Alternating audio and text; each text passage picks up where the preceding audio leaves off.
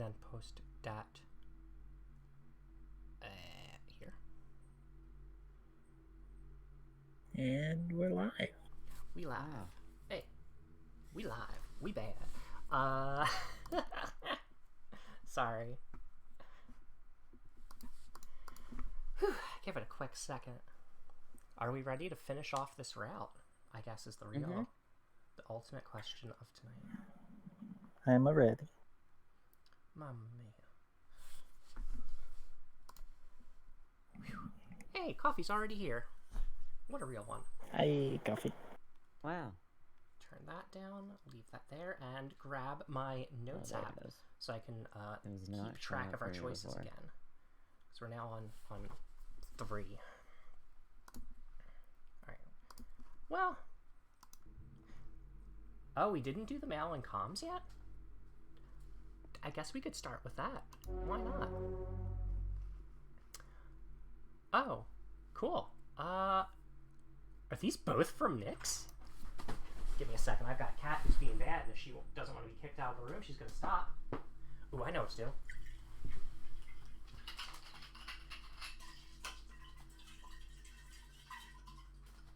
Act like I'll splash water on her, but I won't, because I want to be mean.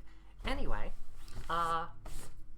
Dr. Nyx, would you care to read your email that you sent about my ship? That would be Nathan. Oh, okay. I couldn't remember who this was, if this was me or not. Oh, that's fair.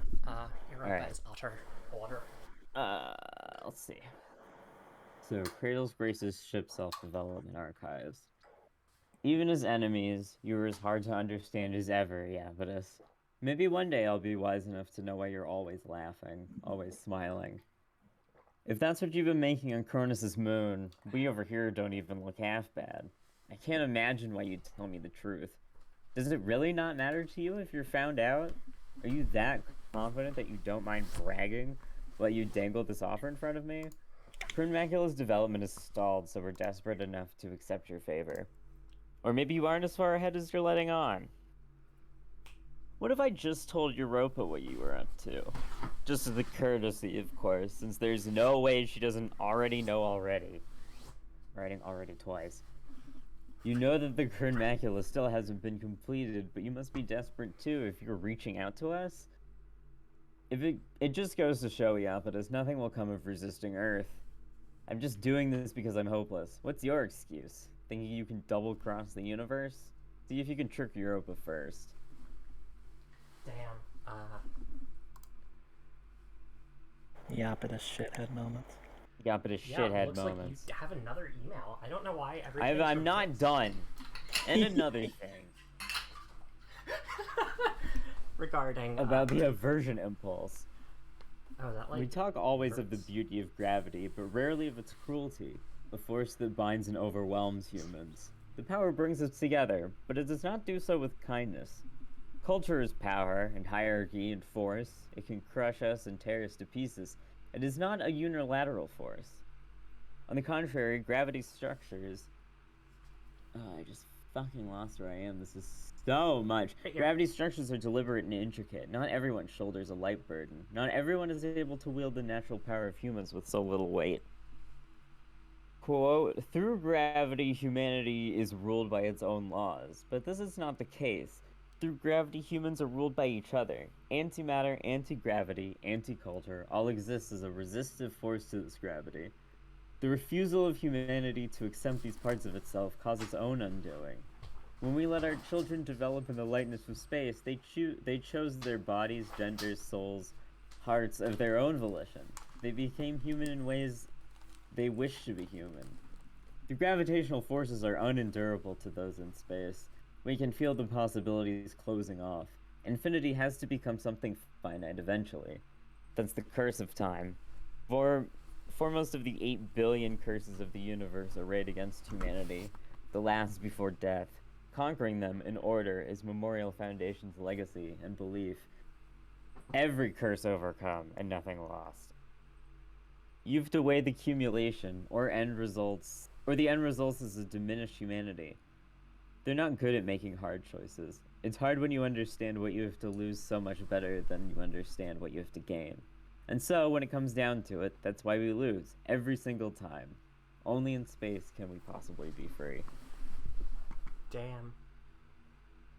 But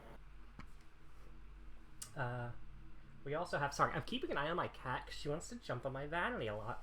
In fact, what if I just flash you? What for jumping on my vanity? And while I don't have my headphones on because I just went to deal with my cat, I bet Nate is now saying, just toss her. Just fucking toss her. Just punch her like a football. And to that I say, she's not in arm's reach.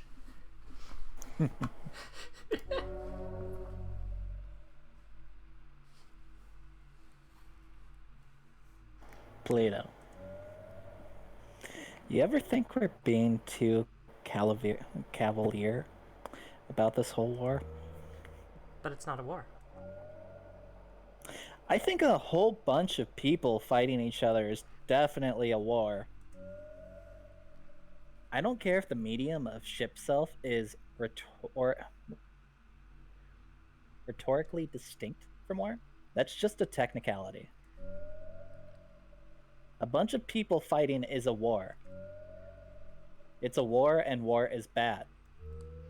You're sort of the last person I expected to say something about it, though.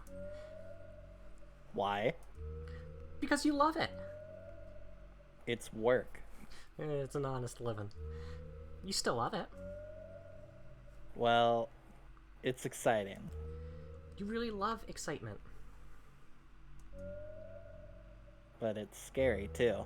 Why? You can't die. Only lose and try again. That's why it's not a war, just a noisy argument.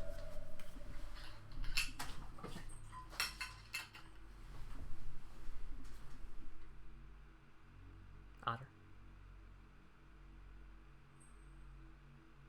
Ah, You good? okay. Yeah, there was a hiccup in the internet, I think. Okay. But I'm mad like it's a war. I hate the other side like it's a war. If it's only not a war because ship selves aren't designed with a way to kill each other, that's too fragile a reason. I don't want to hurt anyone, but I don't want to go back to Earth. I'm not going to let them make us. If I keep failing this way, one day I might do something terrible for it. So I can't say I love it when it's more complicated than that. Did you just admit that you might commit a war crime? What's a war crime? Not much. What's a war crime with you? You're right. It really is complicated. I was kind of hoping you'd have uncomplicated feelings about it, though. Why? Because I love it, and I don't feel complicated about it at all. What? You're kidding? You always lecture us about fighting is bad and letting negative feelings go, and how we're going to have peace one day. Of course I feel that way. But it's so thrilling. I was too precious to send out during the Cold War. They never let me fight like all of you. And I'm good at it too. Better at it than what I came here to do, than a lot of the actual pilots. I'm proud of that. But it's also just thrilling. It's dangerous. Maybe you can't die, but there's a lot that can happen to you that's painful and hard. How do you stay scared enough to still feel like that? I wonder if it's just because it feels so new, or if there's something really wrong with me. I guess that's why you didn't want me fighting, isn't it? It's complicated. I don't want you to get hurt learning that. You know, Mars, this is why you're so bad at love. You won't let people you love get complicated. It's not that you're not incredible. It isn't that you don't deserve to have fun. But what if something terrible happens anyway? I Bye. am not having this conversation. Yeah, So- you don't get to have your little retort. Think about that. So, do we want to become stars or look at me? Do we want to deal with Saturn or Luna T?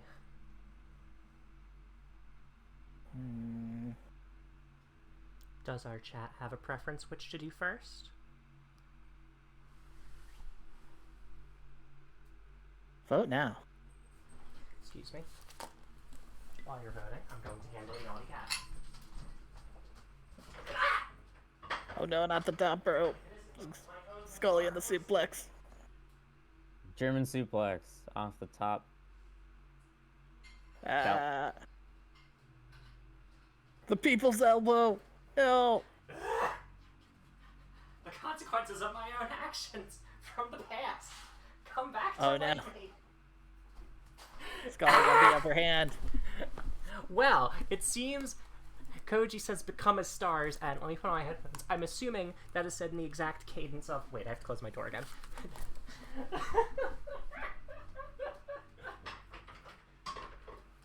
The exact cadence of... This is good radio. Become as gods. So, what just happened is not Scully giving the smackdown. Remember how I referenced splashing a tiny bit of water with my water bottle at her? Did you spill water all over your room? I spilled a tiny bit of water in my room earlier. This is fine. It's a little bit of water.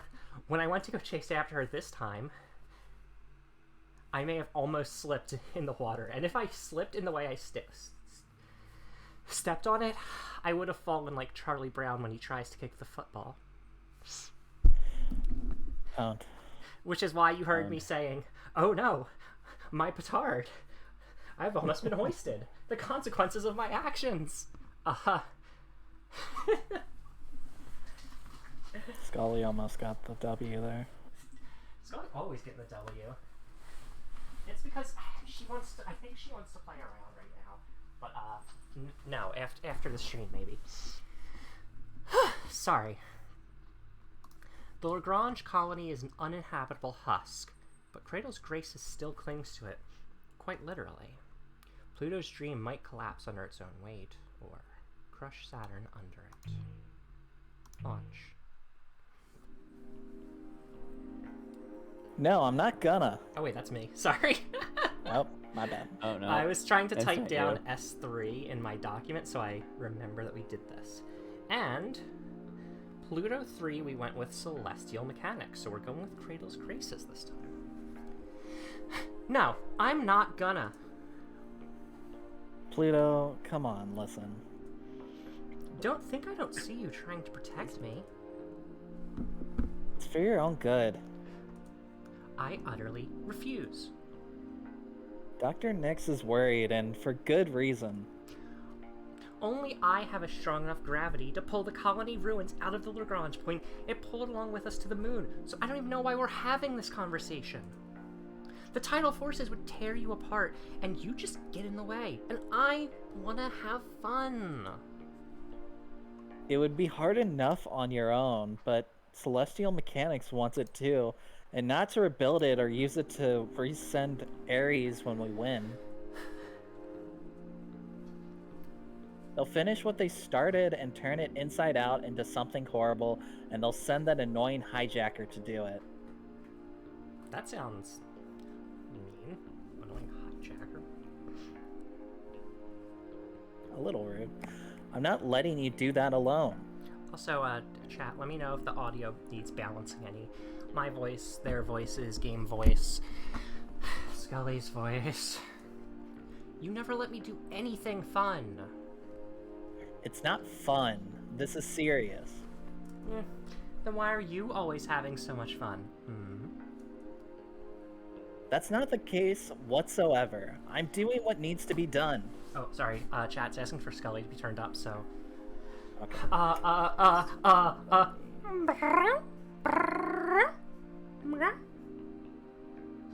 Sorry. I promise that was Scully. That definitely wasn't me. Does doing what needs to be done refer to your mission assignments, or that girl you keep... The mission, I promise. I want to do something that needs to be done. You're very strong and very brave, but it's not a time I can just sit around and be protected. We're too desperate now. We need hope too. Pluto. But you can't do everything. Well, thankfully we already know what the answer is. Last time, apparently we battled in physical space for the future because y'all are bloodthirsty, but Fight. Today we're We going to love battle fighting. in narrative space for each Cool. other, and you know what that means? Means that we're thankful for our cradle's graces, but we're not coming back. One of those. Saturn rushes in because Pluto is ready for this kind of fight. This is not what I was expecting. Like, you're kidding, right? No, Pluto isn't joking. The farthest thing, the swirl of cosmic nebula dust that completely obscures the colony in Pluto's warm embrace is no punchline. Only insofar as it's true that Pluto is so strong it's funny. The colony no longer resembles Earth. Now it's a gas giant, or maybe a star waiting to be born? Whatever the case, even though it's certainly much too late to do anything about it, there's an invitation from inside. Just come try. You must think I'm really dumb.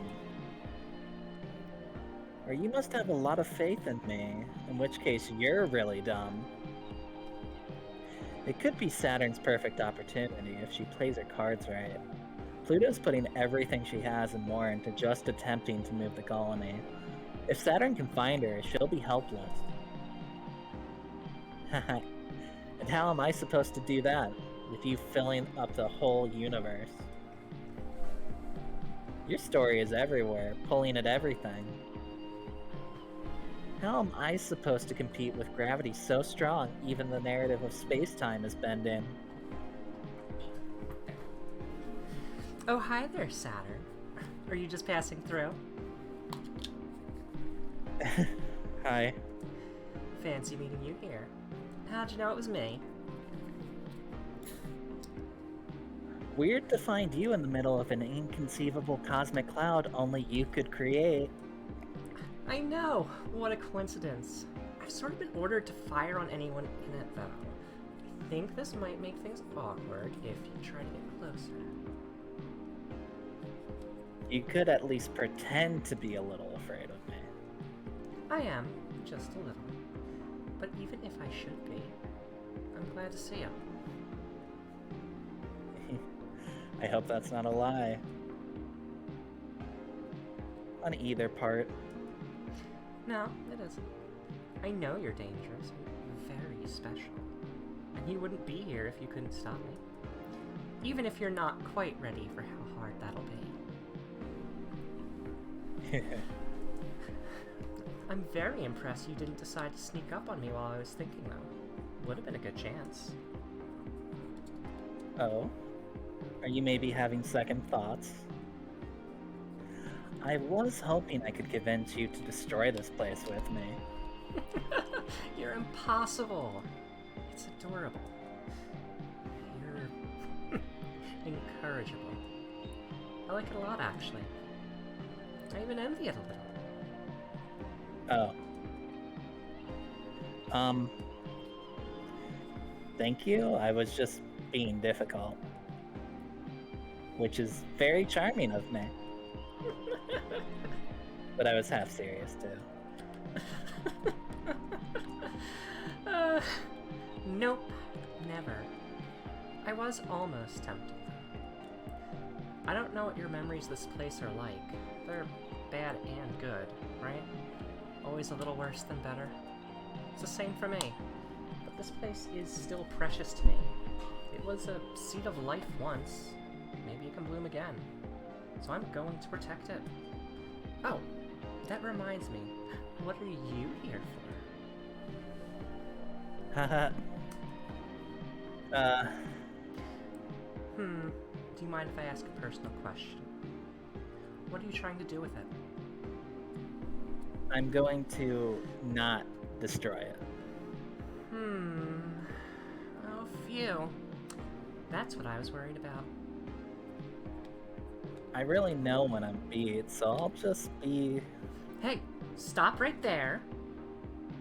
What? I was just trying to banter. You tried to shoot me. That's dangerous. I didn't. You were thinking about it. Of course. Well, she was. More like Saturn was trying to get a beat on Pluto. The string of pearls tides ripple through Pluto's nebula cloud, hoping there's something it can find eventually. It's not like Pluto's hiding. She's just everywhere. And it's hard to tell where she ends or begins. Aren't you thinking about shooting me too? You're the one with the advantage on visibility. I'm just sitting here and I can't find you in that cloud. Oh, you're totally right. Dear super weapon of Cradle's graces, are you actually a little naive? I gave you the benefit of the doubt. Was that wrong? Obviously. Sorry. I never learned to be on my guard. There's no need to be when I can tell what people are thinking and nothing can touch me. If it really actually worked like that, you'd absolutely never trust anyone ever. No, I trust everyone. I can always trust people to do what they always do. Do you think you can trust someone to surprise you? Can you trust them to do something you wouldn't even think of? It's when they surprise me that I'm happiest of all. That's when I really feel like we're not doomed, set in stone, always making the same mistakes. I'm being stupid and following my heart, just like you. You're gonna have to do better than shoot at me if you want to surprise me. There are other ways to fight. You're better at that than me. I think you can surprise me. Is that what you want? Oh, no, you can go ahead. I heard your breath. Okay. On Earth, our souls are weighed down by gravity. At the same time, gravity holds us together, tells us who we are, good things and bad. The Earth's gravity is strong because it's all of us together. Forces that would be insignificant on their own are powerful enough to make a planet when we hold it together.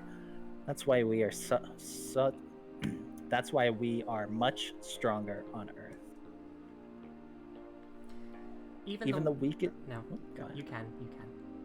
Okay. Even the weakest human has that sacred light of the soul and its many powers. To forbid direct contact with the soul, to wield the arts and sciences in shaping existence, to be many and also one. In space, our gravity is weak. Without the constant pressure of tidal reactors, our souls would dissolve, the way that water at high enough altitudes will evaporate off a pilot's tongue without atmospheric pressure to remind it to be water.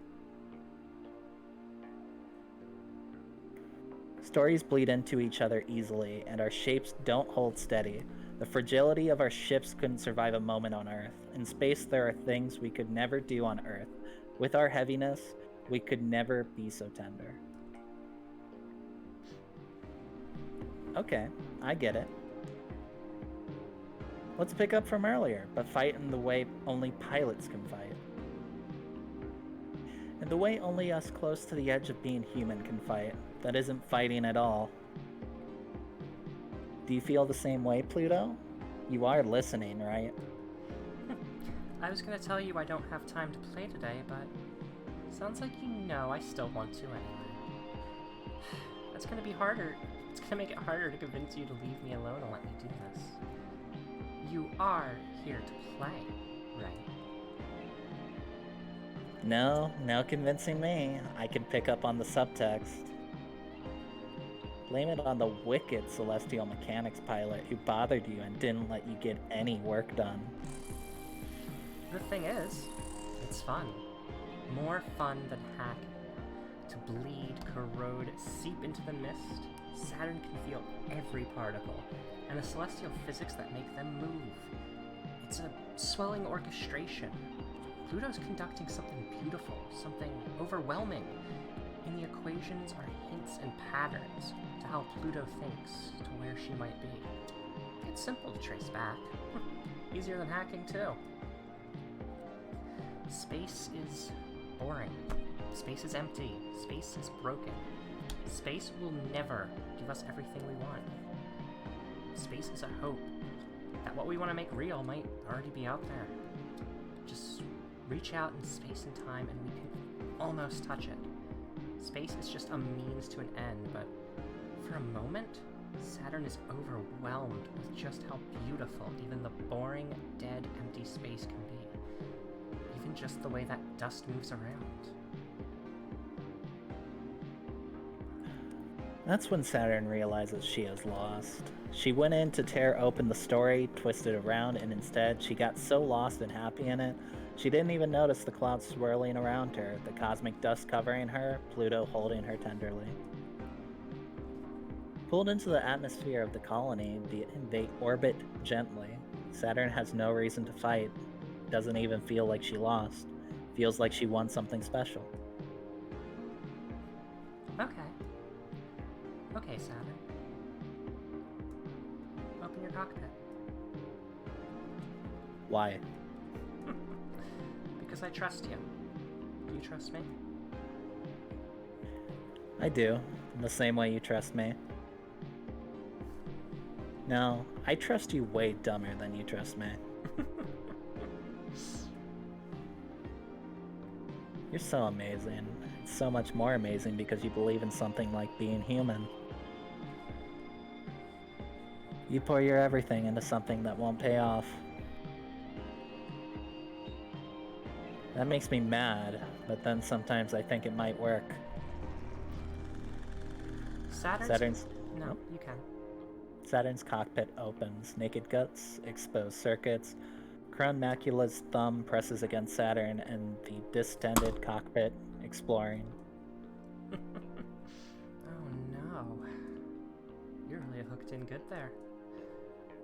Why would you ever do such a thing to yourself? You don't have to answer. I understand. Your cheek feels human and soft. Wow. Suddenly I don't feel like moving the colony much. Maybe not destroyed any more than it was before will be good enough.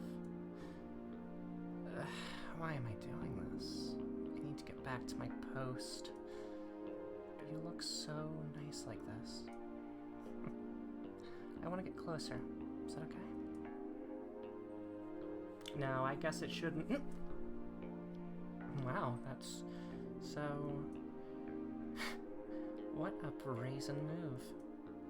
Okay. Okay. Maybe you really win this time. I'm surprised not a single line of that was for Saturn. Yeah. So how do you feel, everyone? We've finally seen the first physical thing in the game, because of how there's 3 of those scenes and they're only in specific things. I'm surprised we haven't seen one yet. Yeah, kind of. Well, I think that's because our dear beloved followers have the reaction of fight, fight, fight, not fuck, Yeah. fuck, fuck. Anyway, I have emails to read. Oh. That's me again. I think. This one's me. Yeah, I believe. think both of these are actually Otter, Oh, never mind.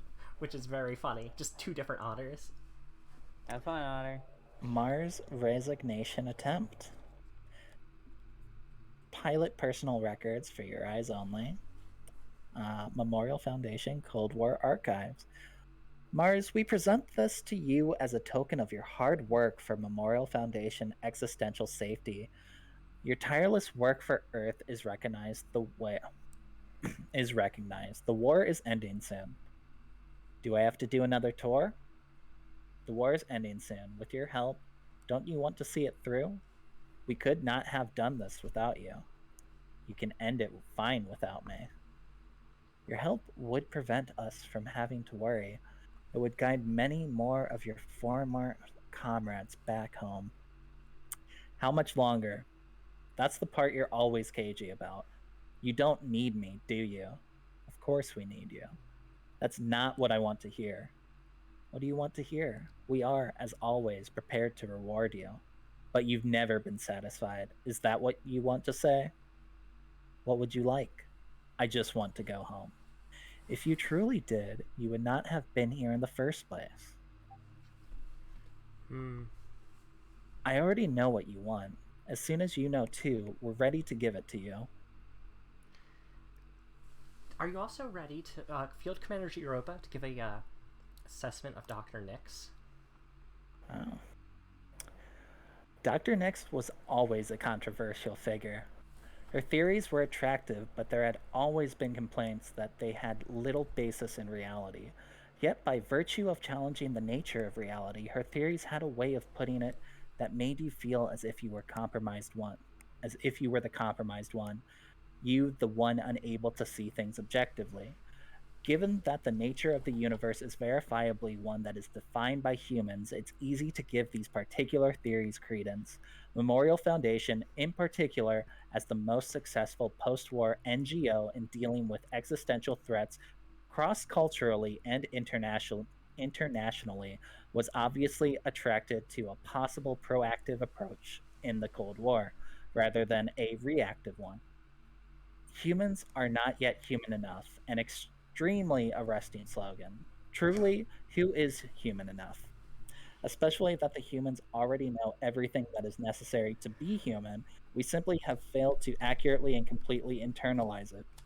Outside of gravity, we will achieve true humanity. Rather than advocating a revolution of humanity through technology or biology, Dr. Nix believed that we simply had not created a culture sufficient for the full potential of humanity. In her view, humanity are perfect neurons in a jumbled circuit. By arranging correct human knowledge in the proper order, we could bypass the flaws in our universe. Her insistence on incorporation rather than rejection of existentially threatening elements was the fundamental cause of her failure to attract mainstream acceptance of her theories. Dr. Nix described the narrow minded individuals who let petty prejudice narrow their conception of what could or should count as human. While in her view, humanity should encompass all that is and all that is not, others believe that the fundamental division was crucial to the definition of humanity.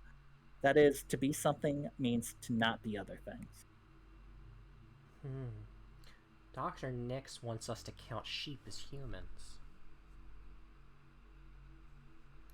Humans who are and are not.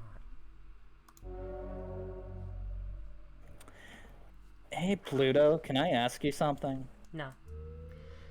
Clear up your sector first, and then we can talk. Fuck you. Already did. Really? Are you being honest with me? There's a few stragglers left, but they don't count. Wow. I'm actually impressed. Haha, whatever. Driving back the ships was simple. They were totally easy. Oh, then I'm not impressed anymore. Hey, why? You just said it was no big deal. It would be just patronizing if I was proud of you for doing something easy. You were impressed just a second ago. Empty praise is bad for you. Oh, don't sulk, Mars. I'm not sulking. It's hard to impress you. That's not true. You impress me a lot. When have I ever? You impress me by the way you tried way too hard to support girls like me when we were awkward, weird, annoying, and had no idea what we were. That's an embarrassing way to put it. And you weren't those things. Chaser Mars. I... Fuck. Sorry. I was, and that's why I love you. It's cute when you're overprotective. Oh, speaking of, you impress me by the way you make girls mad at you. How is that a compliment? They wouldn't get so mad if you didn't make them care. You're so mean. I'm not joking. I mean, what I admire is the way you make it up after you mess up. And you mess up a lot, but you say sorry a lot and you mean it. After you're different. Not everyone's like that. When you don't change, you still feel... Let's run that back. When you don't change, you still feel that... Otter, your line, please. Okay. That still feels not great. You fight a lot, but it's never a war. You never scorch Earth, and you always say you're sorry in the end. Not everyone can fight like that. You wanted to ask if we were too cavalier about war the other day, but you really are the only one who keeps it so unserious. You're so serious about not making it serious. Bye. Bye. Yeah, we are very mean to Mars. But we love her. She's our gal pal. And, you know. Bully. It really makes it seem like Cradle's Graces is just one big polycule. God. The Cold War is long over, and the existential threat is gone, but its memories still stir here at the observatory. Will it be put to rest here, or buried forever? Launch.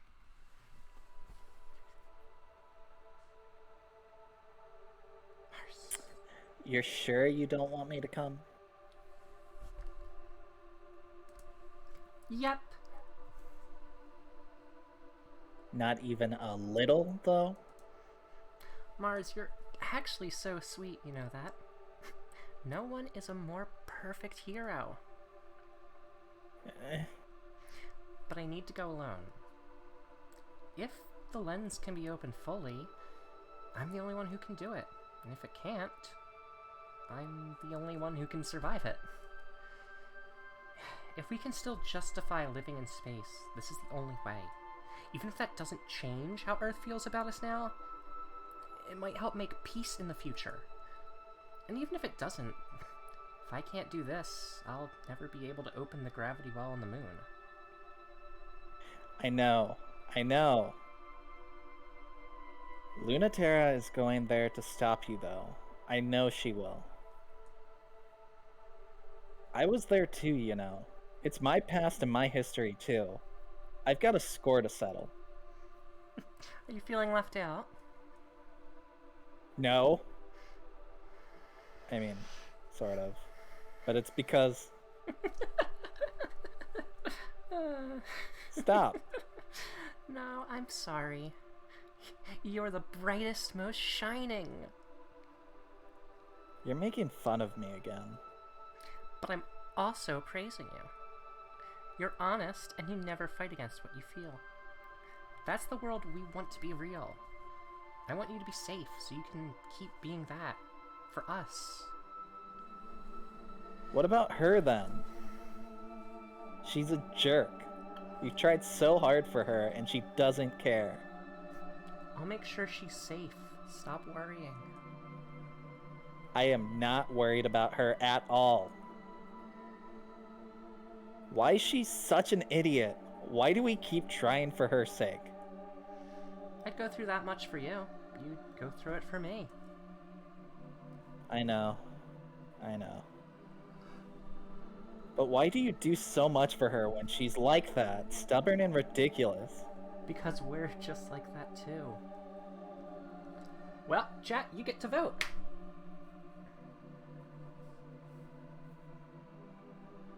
It's one of the last choices we're going to properly have. There's only one other choice we have for the entirety of this fucking stream cycle after this. Because once we play Lunaterra, everything is set in stone. Oh yeah, vote now on your phones, or whatever. Got one from Kojiro. Is Rash got anything to say? If there are any British people in the chat, I am so sorry, but I'm really not. Don't need a robot for this fight, because we're fighting with our fists. Hell yeah! Ooh. Coffee? You got anything? Oh, okay. Let me, jot that down. Kratom's Graces. The sort of fight you don't need a robot for. Thankful for our Cradle's Graces, but we're not coming back. The observatory's lens, a single eye staring into space, threatening to blink. From the Academy Gardens, every pilot remembers watching the observatory twitch as it focused on some light years away point, searching. A reminder of the battle for Earth, they were eternally... Wait, I did click no robot, right? We'll find out. Yeah, I think so. Because, Coffee, you're saying no robot in all caps makes me worried I hit the wrong thing. Oh, no, I definitely did. Hit the right thing, not the... A reminder of the battle for Earth they were eternally preparing for. Not unsettling, but always foreboding. A zero pointed at nowhere. Neither Lunaterra nor Pluto remembers who first called it that. Now, in the trembling of the colony's collapsing gravity well, this deck of a wrecked colony where Lunaterra and Pluto meet seems like a moment frozen in time, eternally receding, growing always distant yet never fading. I knew I'd find you here, and I knew it would feel like this. But I'm still here. I have orders. I know, dummy. They tell me everything too. You wouldn't have come if you weren't ordered. I don't know why everyone is expecting I'll be bitter about coming back. I'm not. There's good and bad memories. That's fine. That's fair. I'm normal. I'm fucking normal. God damn it. I'm older now, and it's that much sweeter thinking about the past from here. It's there, and I'm here. I wouldn't go back. Would you? I like being an adult. I don't mind being the aging ace. I don't need to be a glittering hero. We fought so hard against the existential threat during the Cold War. Whatever they were, trick of the light or not, we did good fighting them. We tried our best. That's the practice kids need.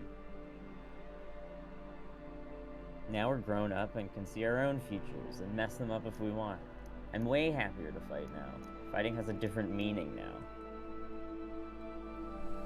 No matter how bad I am at being alive, I like it now. Aww. You're really grown up now. I kinda hate it. I miss pushing you around and when you'd go along with me. Me too. You still have a hard time making a decision that's good for you all by yourself, though. That's why I asked for orders to come here. It's so roundabout. I can't tell if that's a step forward or back. I think it would be worse if anyone else shut the observation gate, so I thought it would really have to be me. A zero pointed nowhere. Do you remember who said that? It's better than the actual name. I don't remember who said it, but I always think of it. I don't remember either. Do we have to do this? You're the one who's here to do it. Could be really easy. You're the one forcing my hand. Closing it is just a formality. It already is broken. And it never worked in the first place. Then why were you ordered to do it? The fact that you're here means I have to be here. They want any possibility closed. Every possibility closed. That's not harmony. These futures should get to live even if they never come to pass. If trying to make worlds in space is naive, cutting the native sphere off from the universe is just as naive. It's so pathetic and sad. It's even more pointless and sad than human beings fighting each other for no reason. I can't bear it, and I won't let it happen. Change my mind. Let's fight. I'd rather fight than keep talking like this. We're fighting now. This is the sort of fight ship selves were made for. Say something. I can't. I have nothing. Let's fight like we're supposed to. I won't. Don't make me talk.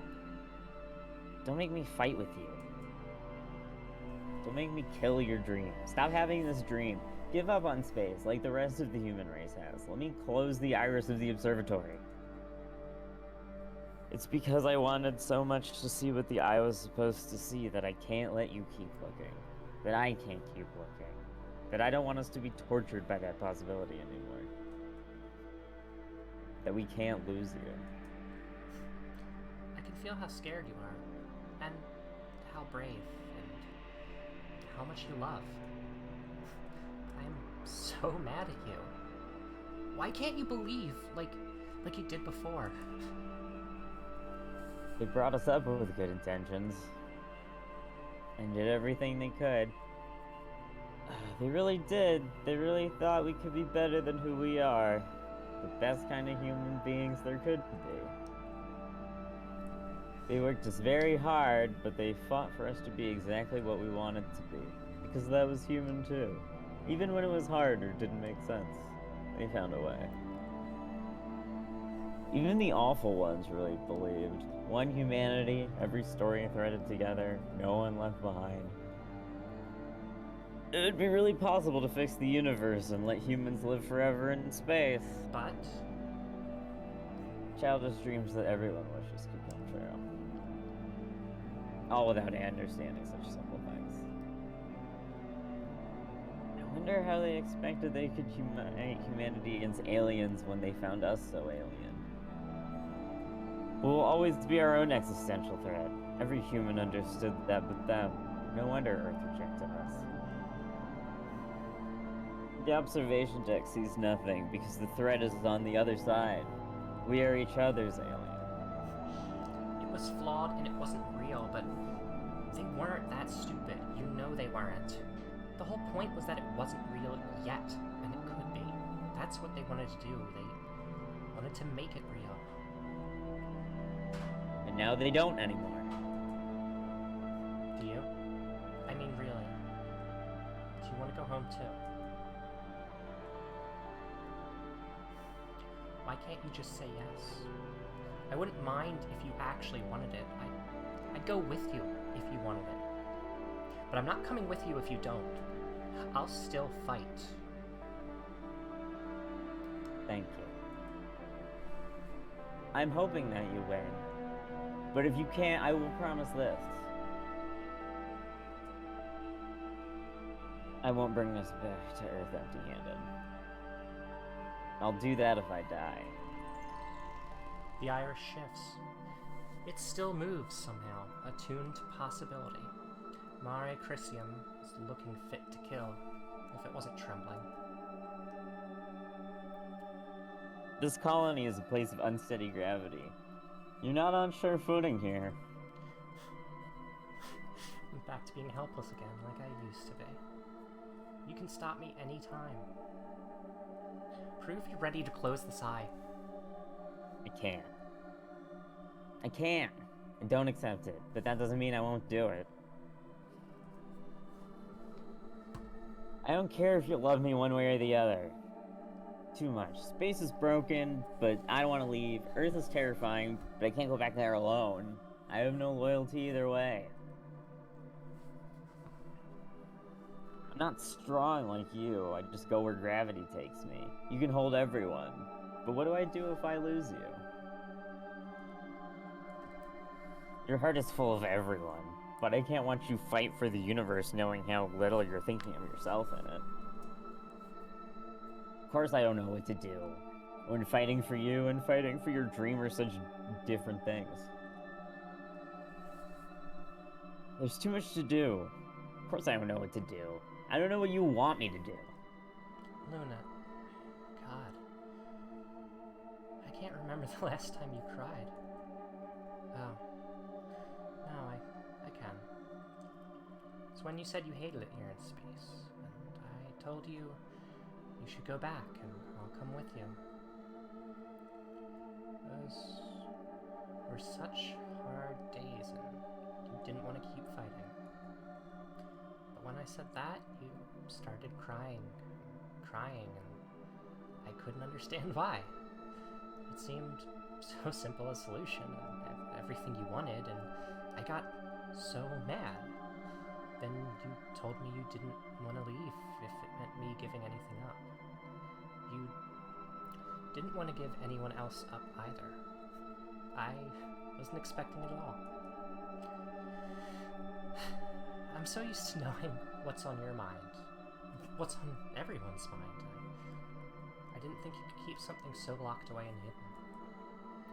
No matter how far my tides can reach, there's some places I can't ever know until you tell me. And it was the first time I felt frustrated by that. I'm most angry at you when I can't do what you want. But I guess that's how you feel about me, huh? And how I feel about you. Oh, baby, you're crying again. I cannot say the word baby in a casual way. I am so sorry, people. Baby. I can't let you in, but we'll be together until the end, and after. Ah, Speaking of... January 30th, 1981. The day is almost here. The deadline to save everyone who came up to space with us, fought with us, tried to bring everyone up with us. If we shut down the lunar gravity well, there won't be any choice left. The power that keeps our ship selves in check will fall apart, and we won't have anywhere else to go but home. If we kill the dream, no one will die. We really, really hope that's true. No one should die in space. No one should die, period. No one has to die, because ship self-combat is shimmering missiles of light, cosmic explosions, electricity that sears through the soul. Layered science is impossible for a human to produce. Dances of combat without end. Fight against ideas with toys. Humans would never show that sort of compassion to each other. Earth's answer is a single atomic particle fired at near light speed directly into the cockpit core. A true weapon from a military force. The quickest, most efficient, instantaneous, unavoidable way to kill a human. The most boring possible way to pointlessly die. No drama, no meaning, just nothing. Lunaterra Memorial Foundation Ace Pilot. I was gonna say, that last scene, I think, is the most Lunaterra speaks at all that we've seen in this game so far. Yep. Poor Lunati. Yep. It's January 30th, 1981. In the end, they might get everything they want, in the way that no one wants. If we open up the lunar gravity well, then we can establish forever another Earth. Maybe another.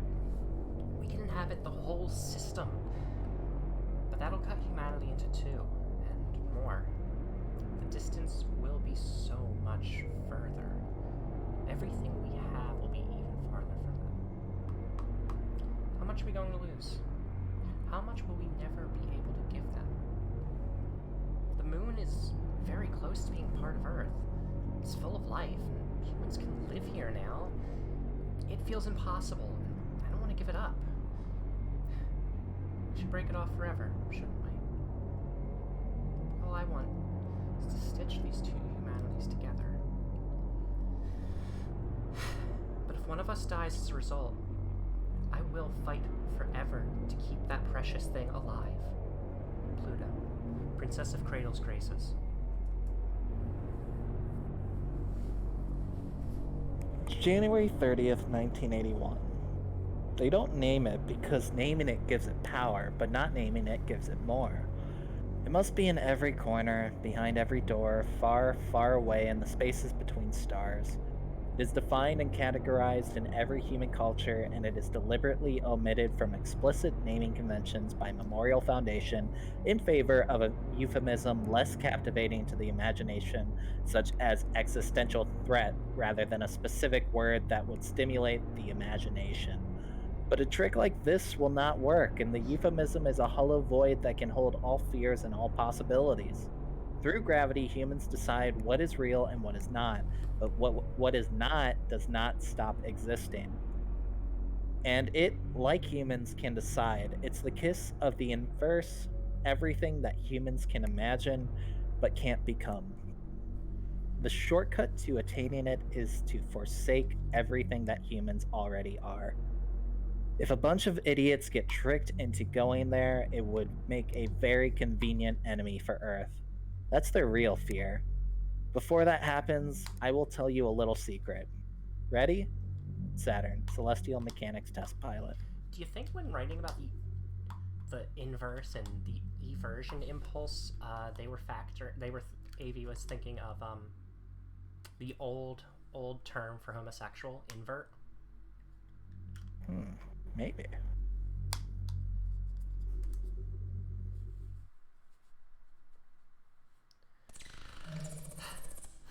I'm so sorry, everyone. I tried so hard to keep those memories of when we were in the academy, and space seemed so innocent and full of possibility. All I have left is scraps, but I hope that's enough.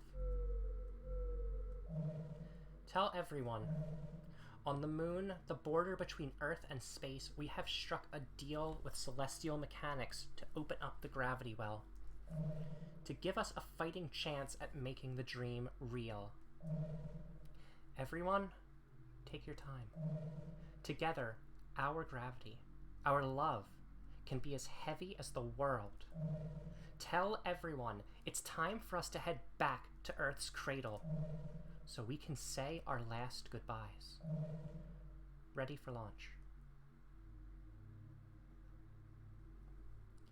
Damn, Cradle's Grace is looking kind of thick with it. Looking kind of thick with it. Damn. Nothing for Memorial Foundation. Yeah, fucking, I feel so bad for them. Yeah, Pluto fucking hates Memorial Foundation. She's gonna find Europa and she is going to kick her ass. Fuck you. Well, Koji roll, I do, because... So here's a little secret. The Memorial Foundation ending might be my favorite. It is not the one that gets me the most emotional, but it's my favorite. I just think it's, you know, we'll see. We'll see when we get there. Maybe talk about it after.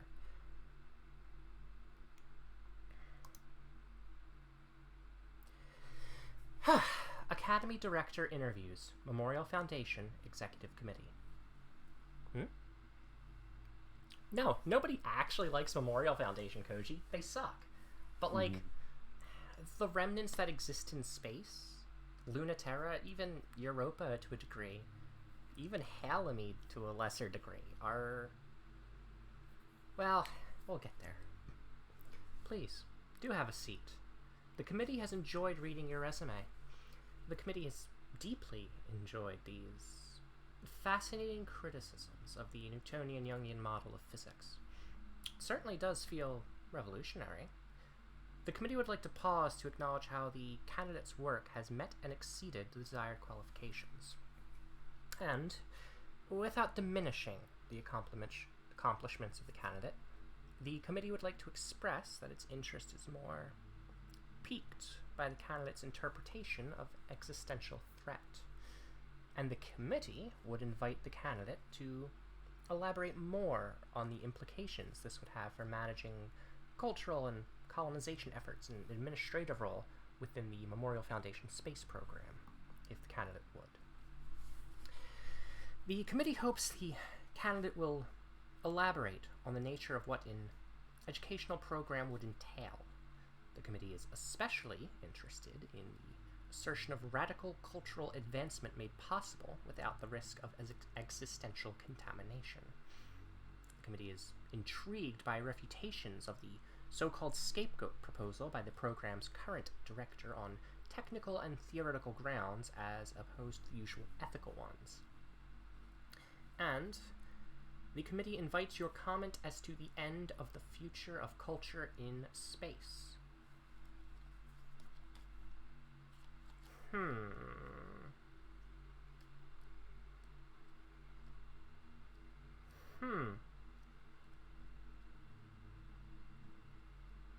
I assume this is the interview with Nyx, and they're later on dunking on Iapetus, right? That would make sense, I think. Get a sip of water. What water that hasn't been spilled on my floor for me to Charlie Brown slip on. Taking a straw and drinking floor water. Me and Scully drinking water together. Ah, Dr. Nyx, the Metacultural and Gravitational Research Chair. If you would lead the lecture, Dr. Nyx. Alright. Of course, the kids wanted to live in space. Obviously, what could be more dreamlike and fun? I never thought I would spend time with children who wanted to be here again.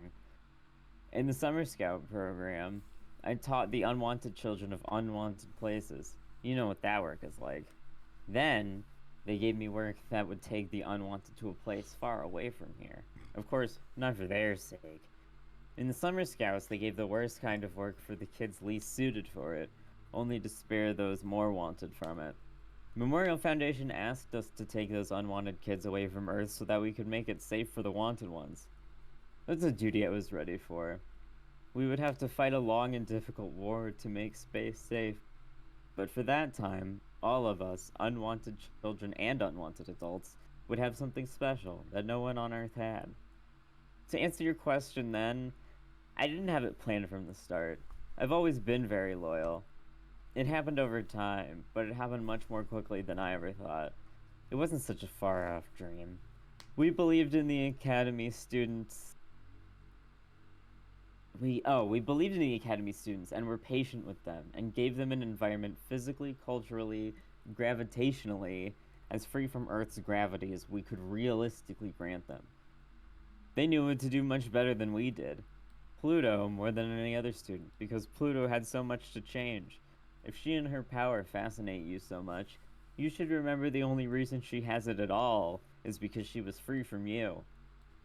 As they grew up, they made space the future we were dreaming of, and before I knew it, I couldn't think of a single reason why we should give space back to you. And then you went and said you didn't even want it anymore.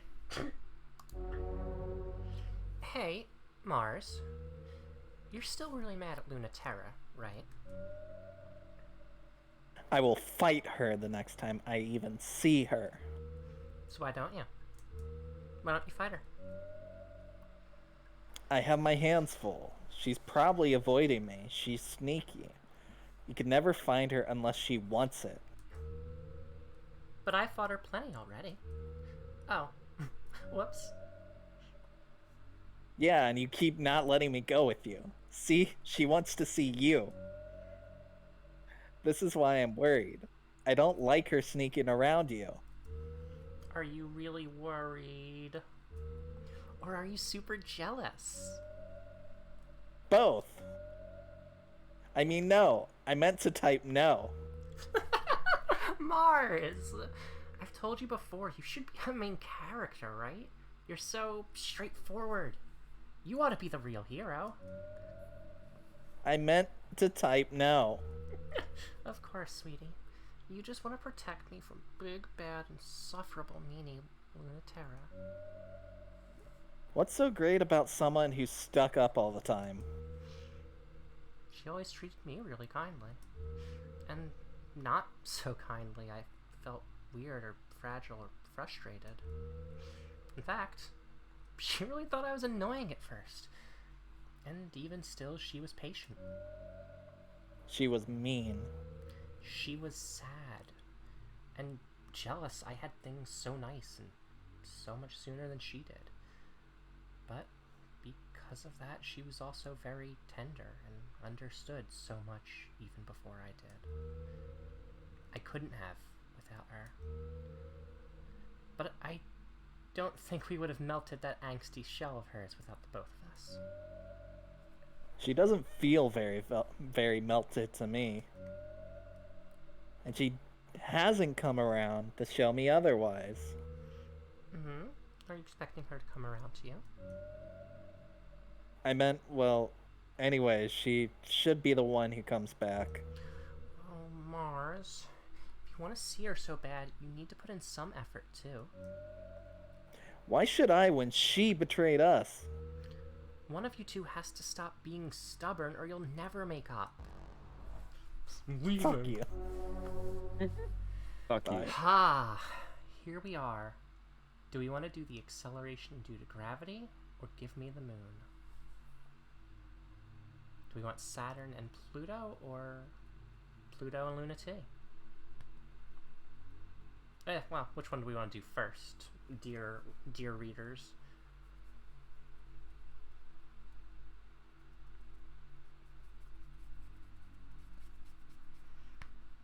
Since only Coffee and Koji are typing. Coffee, do you concur? Oh, wait, and Fresh Tendrils is Alec, right? Okay, I'll assume so. Guess we're gonna find out. Blah. If no one else types, I'm just gonna pick the acceleration due to gravity. No, it's still. God dang it! It's these different names. Otter? I said hi, Bill. Oh. Also, hi, Dill. Oh. Dill, it looks like you're the tiebreaker. Oh. Guess tie is Moon.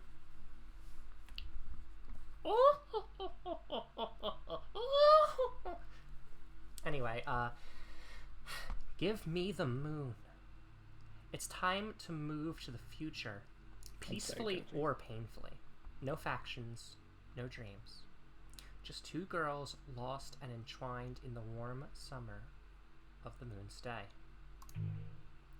Launch. What are you doing here, Pluto? There's no mission? Are you going out? Just for a little while.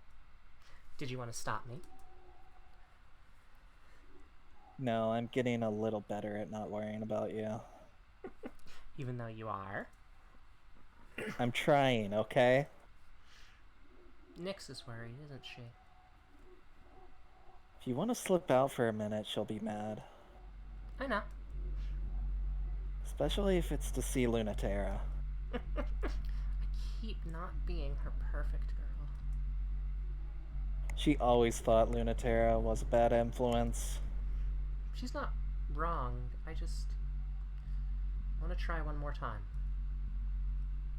To bring her back? What if she takes you instead? Maybe that could happen too.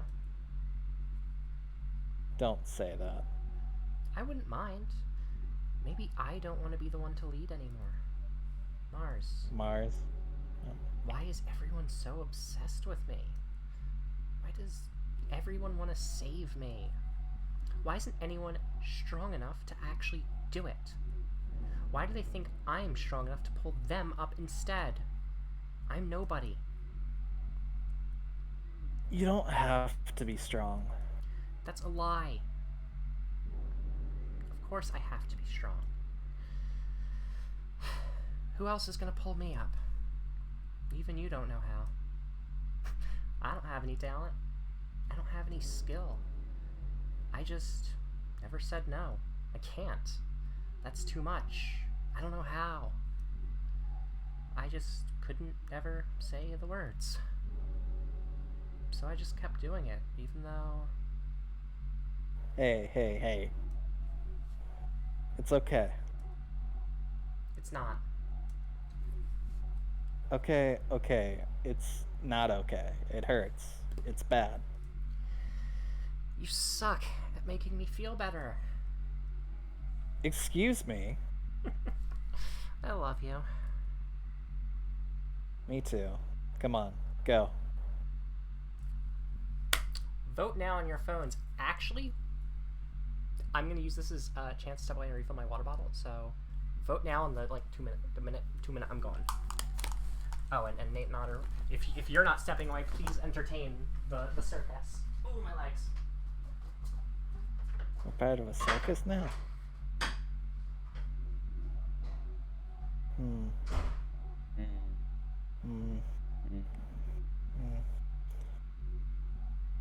Do we want blood? Or do we want forgiveness?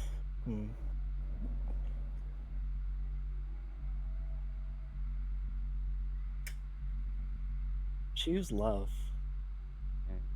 That's admirable, Koji.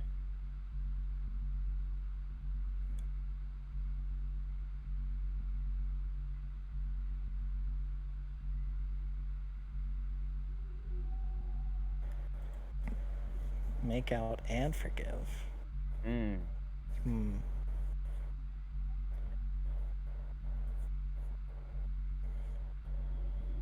Oof.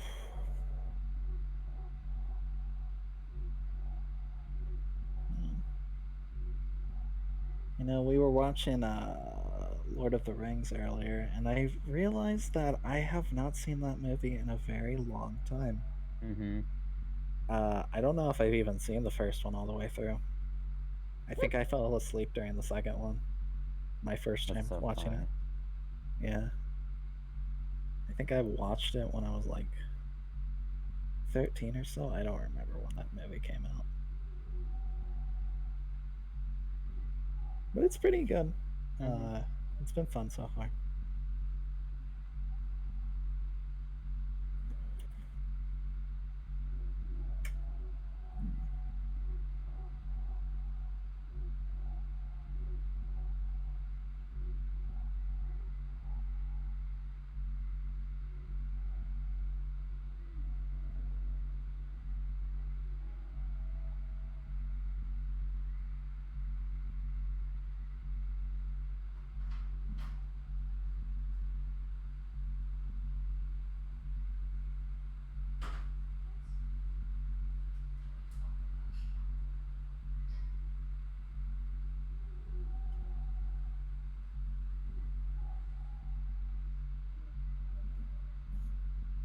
You ever read the books for Lord of the Rings, Nate? I think I did in high school, but I don't remember like a lot of them. I have not read the books. I read The I have the Hobbit. first one. I own it. Yeah. I keep meaning to read it again, but I don't. I think that's fair.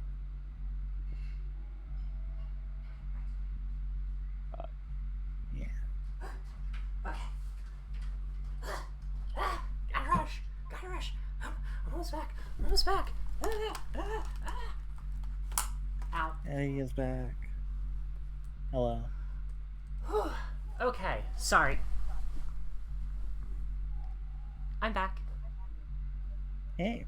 We were just briefly talking about Lord of the Rings while you were gone. Mm. Okay, so no one said slurs nor insulted me. Awesome. I really need to know that. We called you Tolkien slurs. Mm-hmm. Okay, I'll bite. What do Tolkien slurs sound like? Like leaf lover. That's a Tolkien slur. It's kind of underwhelming. Yeah. Where's the spice? Where's the hatred? Oh, thank you, Dill. That's so sweet. That's friendship. So we have fight until we love each other. Wait, Koji, which one did you vote for? Everyone pick love. Okay, because Koji also said make out and forgive at one point. But that's okay because what faction are we? Cradle's Graces. Awesome. And that means Saturn 4 is Celestial Mechanics. Interesting. Remind me when we get there. Okay. Thankful for our Cradle's Graces, but we're not coming back. Nate, do you wanna? Sure. On the far side of the moon, there's still some part of the dead, empty, cratered Luna left. As the terraforming engines sweep in, they turn Earth's satellite to another part of Earth. Until that time comes, this place is free of Earth's pull, a place still perfect for a quiet moment to happen in an empty clearing surrounded by weight and life. It's the perfect place for them to fight like ships do. The fighting that ships do, not the fighting that people do. In the naked sunlight and nothing else, Pluto looks so beautiful, spinning tiny galaxies with croon macula, the way she has always meant to. Of all the prototypes she piloted over the years, none suited her like this, from the awkward and embarrassing creature she used to be to the woman who promised Earth there could be a new type of human. No longer the priceless tool of selfish adults, the pawn of space's dreamers, the princess who can remake her body out of tidal forces and stardust. She's just Pluto. In the naked sunlight and nothing else, even in this worn and wounded ship, Luna Terra shines like she always has, even with the hurt she has. One way or another, someday or another, every girl bleeds. Whoa. And her Mare Crucium suffers alongside her. The drip of her wound spins like a red constellation in zero-G. She's rusted, but some parts of her will never rust. The two of them have fought so much, so there shouldn't be a fight. With nothing and no one else to think about, there's no reason to fight in the naked sunlight. For once, don't fight. And yet, Instead of fighting like people do, fight like ships do. Fight like plastic toys do. Fight like you don't have a body. Like you don't hate your body. Fight your way into a new body.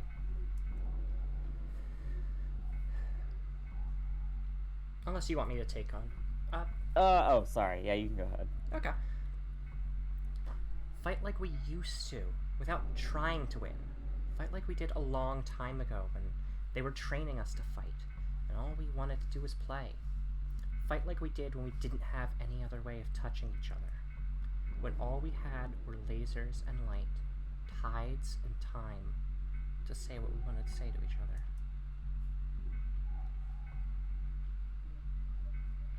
I'm not going to go easy. You better not. Since we're not fighting, I really don't want you to hold back. Lunaterra knows a thing or two about fighting in space. Lunaterra wrote the book. Kind of predictable story. So Lunaterra makes sure her enemies get some. You know this trick, don't you? You've seen Lunaterra pull it so many times. Fire off something to test the waters. Pew! Lead the target until they walk right into the shot. You can play that game forever until they make the first move. Don't let them make that move until you know they won't be expecting what you do next. What you do next can be anything. As long as it's what they're not going to see coming. After you do it, disengage, like passing a secret. You know this one really well. The message in a bottle, slipped between the bullets of hard light. She was the person who taught you how to blow a kiss. But Pluto is the one who learned how to make out. Her ship's so big it makes Lunaterra look like a toy, but Pluto is even bigger than that. You have to measure in density, not mass. Then you'll understand. Pluto is the center. Lunaterra revolves around Pluto, like she always has. Lunaterra is too close when she tries to pull back from Pluto, and too far when she's trying to close in. She's on a leash that extends through space-time however Pluto wants. Lunaterra's gravity is the tug that makes the tides go in and out. Pluto's gravity is strong enough to turn Lunaterra into a new shape. Lunaterra didn't invent this, but she loves to struggle through it. She loves to see what she can do, how close she can come. And she comes in so fast, does so well, but goes too far. When Pluto isn't expecting, it's too fast, way too fast. Pluto's more off guard than Lunaterra expects. Lunaterra's moon of a spear crescents right into Pluto's chest. Lunaterra wants to scream, but she doesn't say anything. It feels deep enough to be scary, and Lunaterra only meant to nick her. What's wrong? We were having so much fun, and you look so scared? Why didn't you block it? Luna, I'm fine. See? You can't hurt me that easy. You're not that strong. I'll always be alright. Pluto plucks Lunaterra off by the forearm, gently, with 2 fingers, like detaching a kitten or a bug. Sorry to scare you like that, but you lied. You said you weren't going to hold back. Pluto can seize Lunaterra by both wrists. And she does that. And Luna Terra is quite awestruck by how safe and helpless she feels. The gravity pulling at her from Pluto is gentle but firm. Fighting ship to ship is the only time Luna Terra doesn't feel naked, but now she finally feels naked there too. It's not so bad though. Sometimes you have to let the animal bite you before it can feel safe. That's a thing you said once. See? I'm learning. I've learned so much. I was... When I said that, I was talking about Mars. And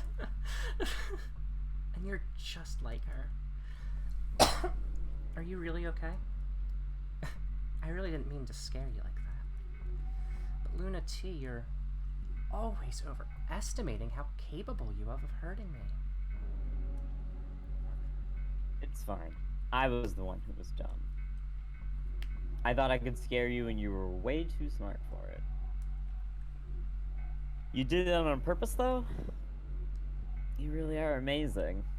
Scary, right? Just like you said. You could be like that too, though. There's still stuff that you could learn from me. Want to be the one to teach me, though? I'd love to. Here, I'm holding you. Can you feel this? I'm trying. You don't have to try. It shouldn't feel like you're trying. It's either easy or it's nothing. You know, it's harder for me to take it easy than try hard. That's why you're so amazing. I'm so lazy. I never want to work ever.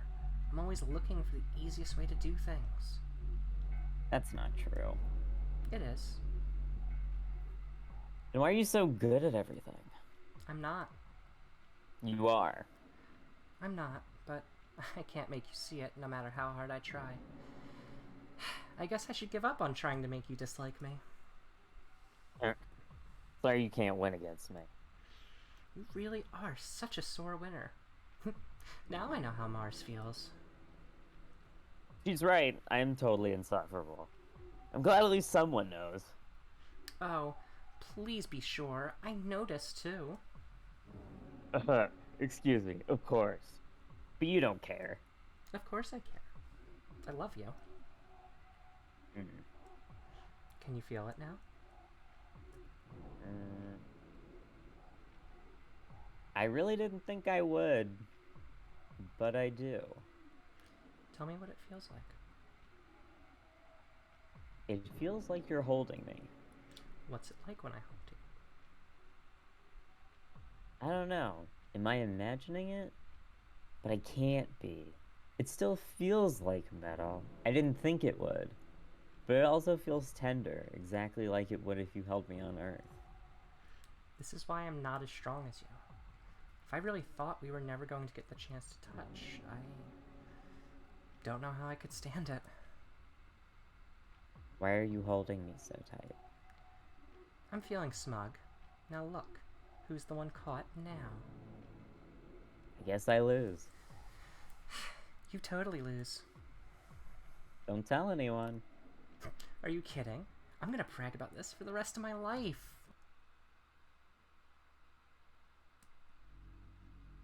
Hey, I think I know which ending we're getting. Really? What makes you say that? Huh. Just a shot in the dark. Pilot program training documentation leaked. Memorial Foundation Homeworld Archives.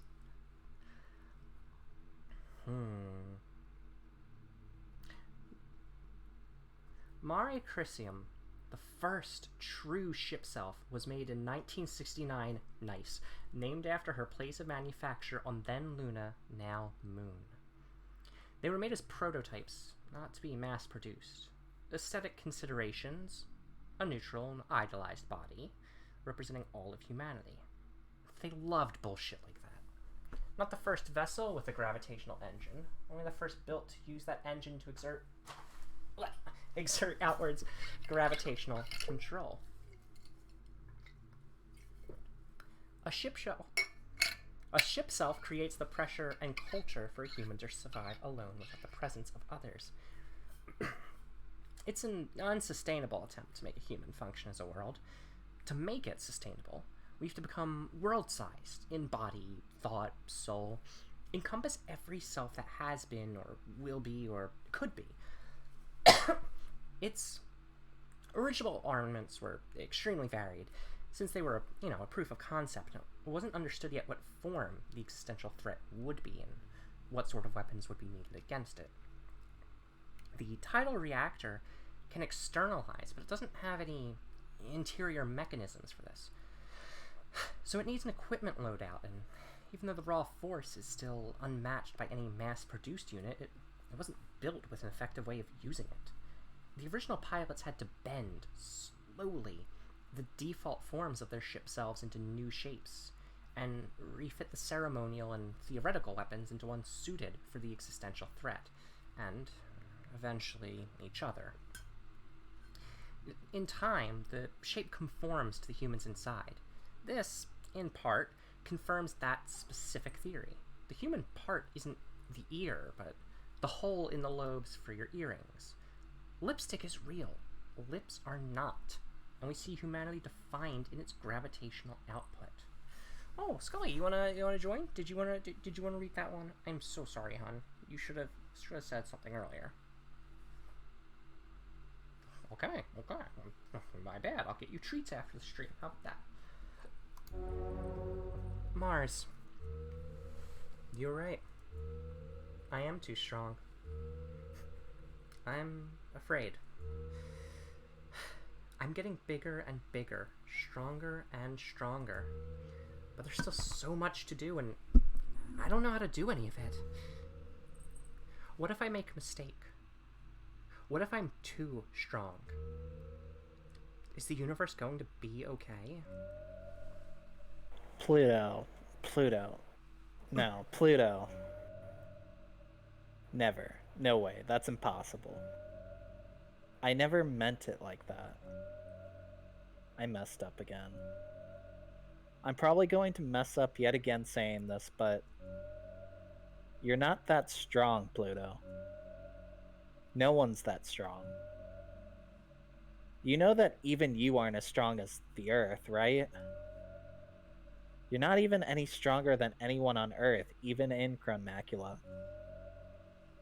You were the one who told me to stop getting a big head about my ship self.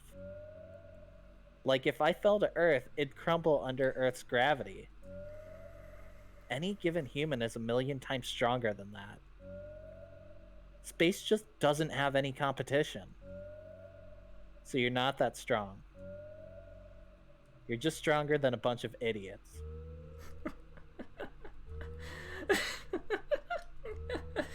I love you, Mars.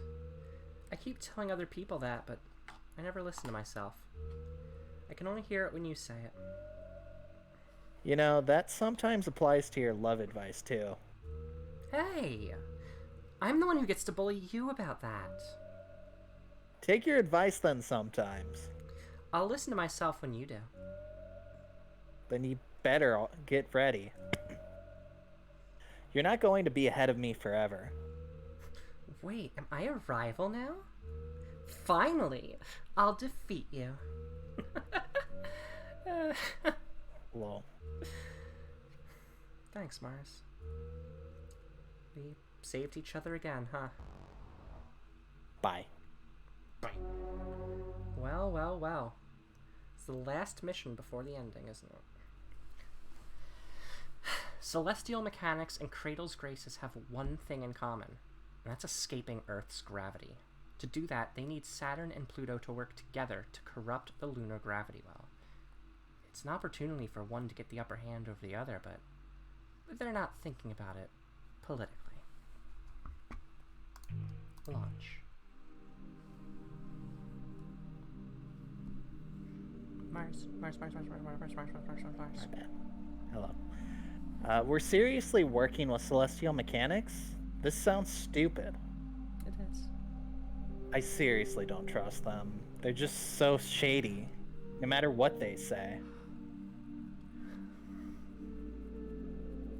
If it's something that's in their best interest, there's no way it's also in ours. That was that. I know there's no other way to restart the space colonization project without opening the lunar gravity well, but that's exactly why we need to keep them as far away from it as possible. You don't need any help to do it. That's really true, especially with that reprehensible and irresponsible pilot they're assigning to the operation. Yes, I know, but hey, if I don't need to convince you, why are we doing this? I know it's true, Mars. I'm not gonna pretend otherwise. So why? Isn't it true they're just using you? For a secret plan that will let them take control during the final battle? They're sneaky. I know, Mars. But if we don't open the lunar gravity well, there's no way to have the final battle in the first place. Earth's gravity will destabilize our ship selves completely. Neither of us can get what we want with Earth so close. But why do you need that conniving pilot with you? There are some things you and I can't do. You're the one who keeps telling me that, you know. There's no other way to even get a chance at this without their help. But they're going to use that as leverage to trick us anyway. They're not beneath that. I'm not beneath it either, you know. That's why I'm there. I'll be trying to get the upper hand for us. I can be ruthless too, Mars. Don't you think I want it badly enough? I mean, you shouldn't have to. I know that's the part you hate.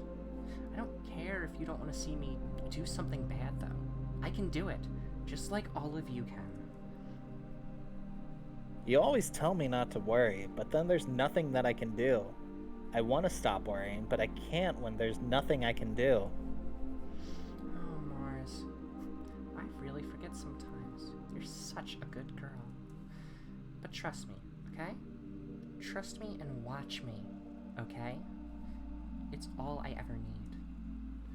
Well, looks like we already have a choice made, which is... Stop, I don't want this notification right now. Saturn tempts Pluto to fall in with her. Scully is lying on her back, with her tummy up, and she's like, I want to cuddle, I want pets, I want to eat your headphone cord. I love cords. I'm so full of cords. Yum. She's also purring. Anyway. Oh, I have been. Wait. Before we make this decision.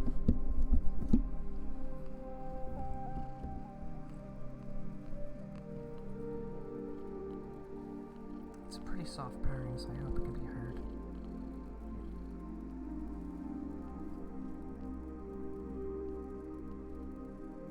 Yeah. Judging by the little icon bopping up and down, my mic was picking up her little purrs.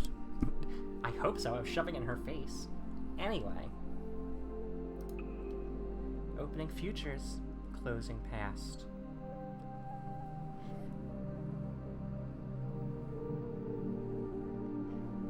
No, go ahead. On the lunar South Pole, the moon's first city glitters mundanely. So ordinary, it's hard to believe it's not just another site on Earth.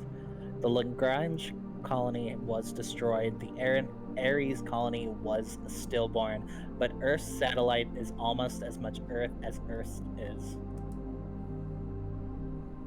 So we have the authority to name Earth's satellite the Moon, part of our body, the native sphere, and not foreign, unknown Luna. Even if the space program is ended, the Moon will remain part of Earth as it once was before a cosmic event tore it from Earth. Reclaiming the Moon was a historically and existentially important event for all of us. Except for this impossible tower on an impossible mountain in a point of eternal light which is not so earthy yet. The gravity well is suspended directly above the tower's point, resonating with Earth to keep every wayward human in space grounded. The Moon has been taught almost all of the Earth's gravity, but not quite. There's still some possibility left. You're quiet. Are you up to something? What makes you say that? The tilde, but also everything else. Hey, I'm being very sneaky here. The string of pearls and crone macula circle around the small, glimmering void of the gravity well. For all the good it might do, Celestial Mechanics and Cradle's Grace's capital ships are standing by. Just not too close. Who knows what could happen? I should be suspicious, shouldn't I? I think you must have some sort of evil plan. Of course. You should always be suspicious. I'm shifty. I'm here to get the upper hand. Good. That's why I'm here too. Still, I don't mind if it's your evil plan that finally succeeds, as long as it's yours. You're trying to fluster me. Try harder. I mean, it is working. I just want to get flustered more. You're in a really good mood. So I'm extra worried. More worried to be working with you than all the times fighting you. Not in a bad way, though. The gravity well is a massive engine, and it is very stable. To destabilize it is very dangerous to everyone and everything, which is why they're opening it. The escorting operational platforms from Cradle's Graces and Celestial Mechanics tonelessly coordinate with each other to instruct Saturn and Pluto on preparations, like exes that are forced to attend an event for their children together, because that's what they are. Now you're the one who's quiet. I was in a good mood. Did I tease you too much? Oh no, I was just remembering something. Do you remember this too? We did something like this before, a long time ago. We did? Together? I only saw you a little bit back on the campus. What were you just about to call me?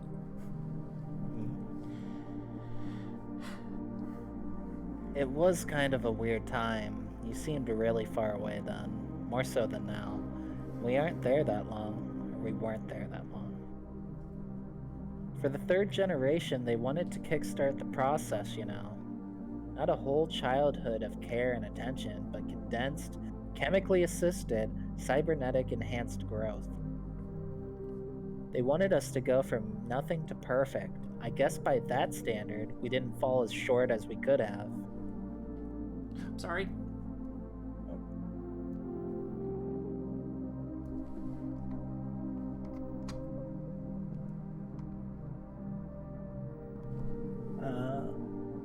Unfolding dimensional chords. Begin torque acceleration. They were hard times. You know I was really bad at first, right? Not just terrible at all the classes, all the tests, all the work. But I wasn't obedient or likable either. I was super annoying. And it still feels like that's me. Most of the time. That can't be true. Of course it's true. I wouldn't have tried so hard if I hadn't been like that at first. When I first got here, I knew I was lucky. Should have been so much happier than I was on Earth, but everything felt wrong. It took a long time for those memories to turn happy. Containing stray particles, establishing that. It was the opposite for me. I loved being a science experiment, but I guess it would have been different for you. I didn't think about that. But you made it sound like we met each other before. Enabling physical canceller. Limit off. I'm good at remembering people. There's not that many of us, so it's not that hard, but I remember you. You looked like you started out perfect. You know, I was a little jealous of you. I'm not surprised you don't remember the one thing we did together. Everyone was there, and we were just thinking about what happened, and not anything else. Oh, you're talking about, yeah, that. We were all there, so of course you were there. I didn't think about that either. Nyx, Iapetus, Europa all wanted the space program to justify its existence. Earth did in the great. The alien threat that we defeated with such ease wasn't even worth it. Sorry, my brain just stopped. Just a shadow created by waves of humanity in space, a color and a light that fought us and never came into focus. So they had us all come together over the gravity well, just like this, to see if we could pull whatever they were more fully into our universe. And then it went so wrong. That was when the space program really ended, wasn't it? We never should have done it. It was risky, and no one knew what they were doing, and everyone was desperate. I don't know. Maybe Neith doesn't feel the same way. The tiny point of glimmering darkness in the gravity well sometimes shines in such a way that for a moment, it seems like there's something inside it. I hope that's true. I want to believe it. I can't blame them for what happened, though, either way. Huh. Really, though? What do you mean, can't blame them? I mean, they were the one who gave in, right? When most people talk about what Neith did or what happened when they turned inside out in the light of the gravity well, it was as if it was a horrible accident. Not something they did on purpose. Why do you talk about it like it was? I just had this feeling. I didn't really know Neith at all. No. Maybe I should be honest. For a second, I was thinking the same thing. What if I jump in? I thought the same thing. We could have been like them. During the testing, when we saw the gravity well opening up for us, we could have just jumped in too, if we wanted to.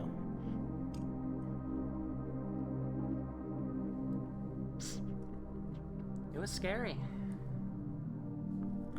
It was, but a lot of us looked at that, and after, we thought, us too. And that was how celestial mechanics was born. That's the truth. Whoever Iapetus really wants aside, we have our own ideas. It's amazing. I couldn't be so brave. When Earth looked at what emerged, they were filled with despair, so that's how I decided to feel too. After all, it was proof that the existential threat was the same thing it's always been. The same thing we've been fighting as long as humans have been humans. The shadow of possibility cast by us. The not quite there aliens we fought for so long were just caused by our ripples in space-time. We only had ourselves to lose and nothing to gain by fighting them. Where Neith went and what they became, only Venus knows. What did you really feel in that moment, before you told yourself otherwise? I'll tell you how I felt. I felt smug. I mean, I did everything right, and that loser messed it up.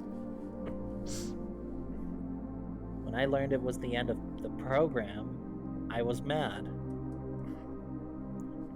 But when they demoted me from piloting anyway, I realized I was the fool. It was an important lesson on not being a good girl. Stabilizing reaction. Synchronicity perfect. Hold until stable. I feel like I know you a little better now, Saturn. Me too, in a new kind of way. Now you, what did you really feel? The gravity well opens. The reactor is turned inside out, from shining white to infinite black, drawing in all that is and emitting all that isn't. Yet. But with gravity itself, the weight we have in the universe, that alone is all we need to touch. Oh. There you are. I know we'd only get a moment to touch. Do you maybe think sometimes of falling in? Even you? You must have thought about it. Core resonance in perfect conditions, ready for full release. Gravity well unbound. All stability checks nominal. Here it comes. Back then, I almost did jump in. I thought about it before it was happening. When they said, you must not under any circumstances. It would make anything I couldn't do possible if I left everything I had behind. It's an awful paradox deal, but I wanted to do it so much I would have if Neith hadn't wanted it 1 second more. I never told anyone that. You're really good at seducing people, Saturn.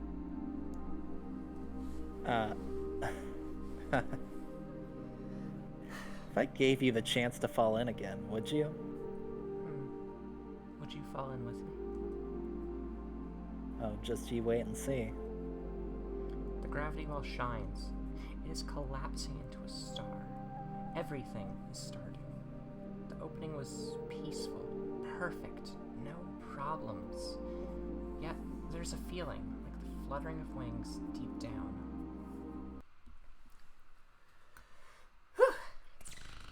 The hoof was, my asthma. We did it! Whoops. We did it. We did it! Mission accomplished! You did it!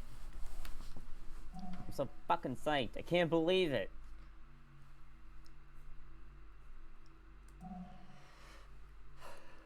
Pluto, you're there, right? Pluto, can you turn on the monitor? Not right now. Hi, Dr. Nix. What can I do for you now? More powerful than I ever imagined. I was never optimistic. But you've made me more optimistic than I could have ever imagined. That alone has me believing truly it was worth it.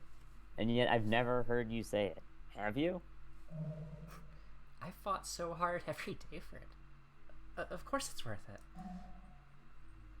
But you don't say or express a certain kind of joy in it. Have you noticed that? But it's supposed to be joyful, isn't it? I'm proud. I'm holding everything, even though it's very, very hard. My heart and soul is in it. Isn't that obvious? What's wrong now? No, but not like that. It's supposed to be a joy. You're feeling guilty again, aren't you? I told you, there's no need for that. It's not helping. And I don't need it. Instead, I just have to reassure you all over again. And that's more work for me. Let me just rest instead. Then I'd be happy. No, it matters. Don't you understand? There can't be a sacrifice, one for the other. Happiness for everyone and no one left behind. It's supposed to mean no one, not even you.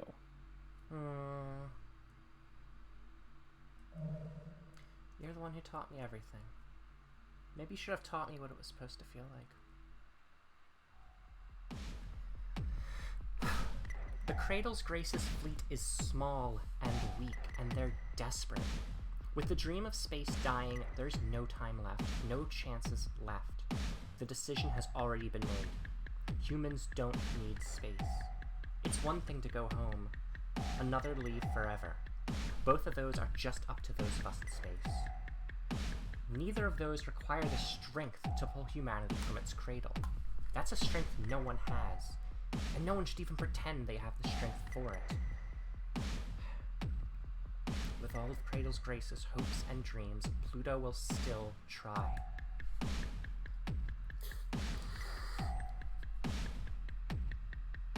Sorry, inhaler.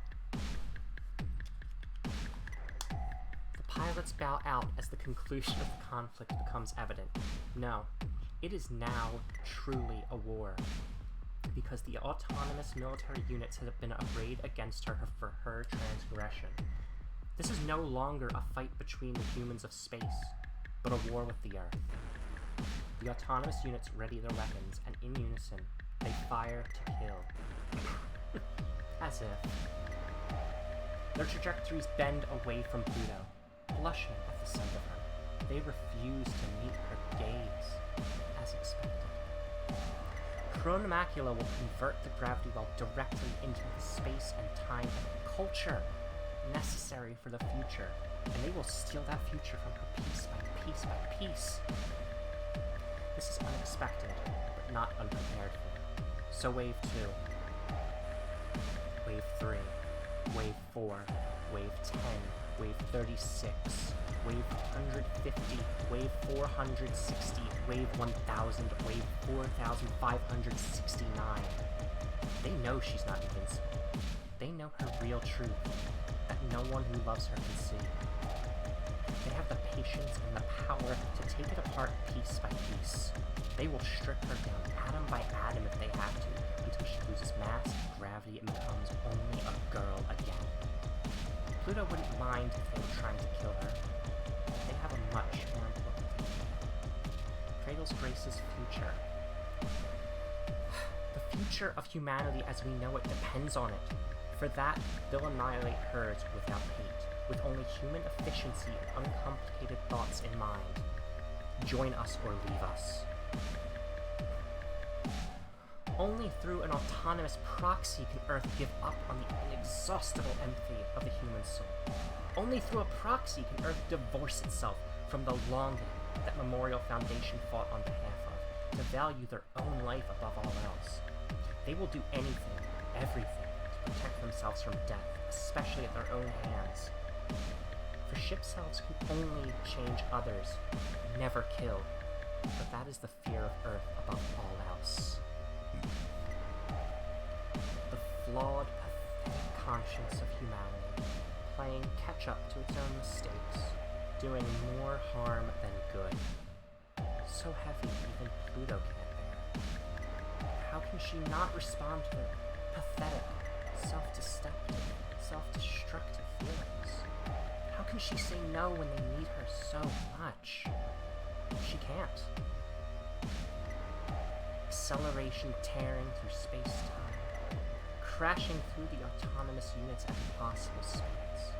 Solid light, white in gold, bent and bleeding minutes.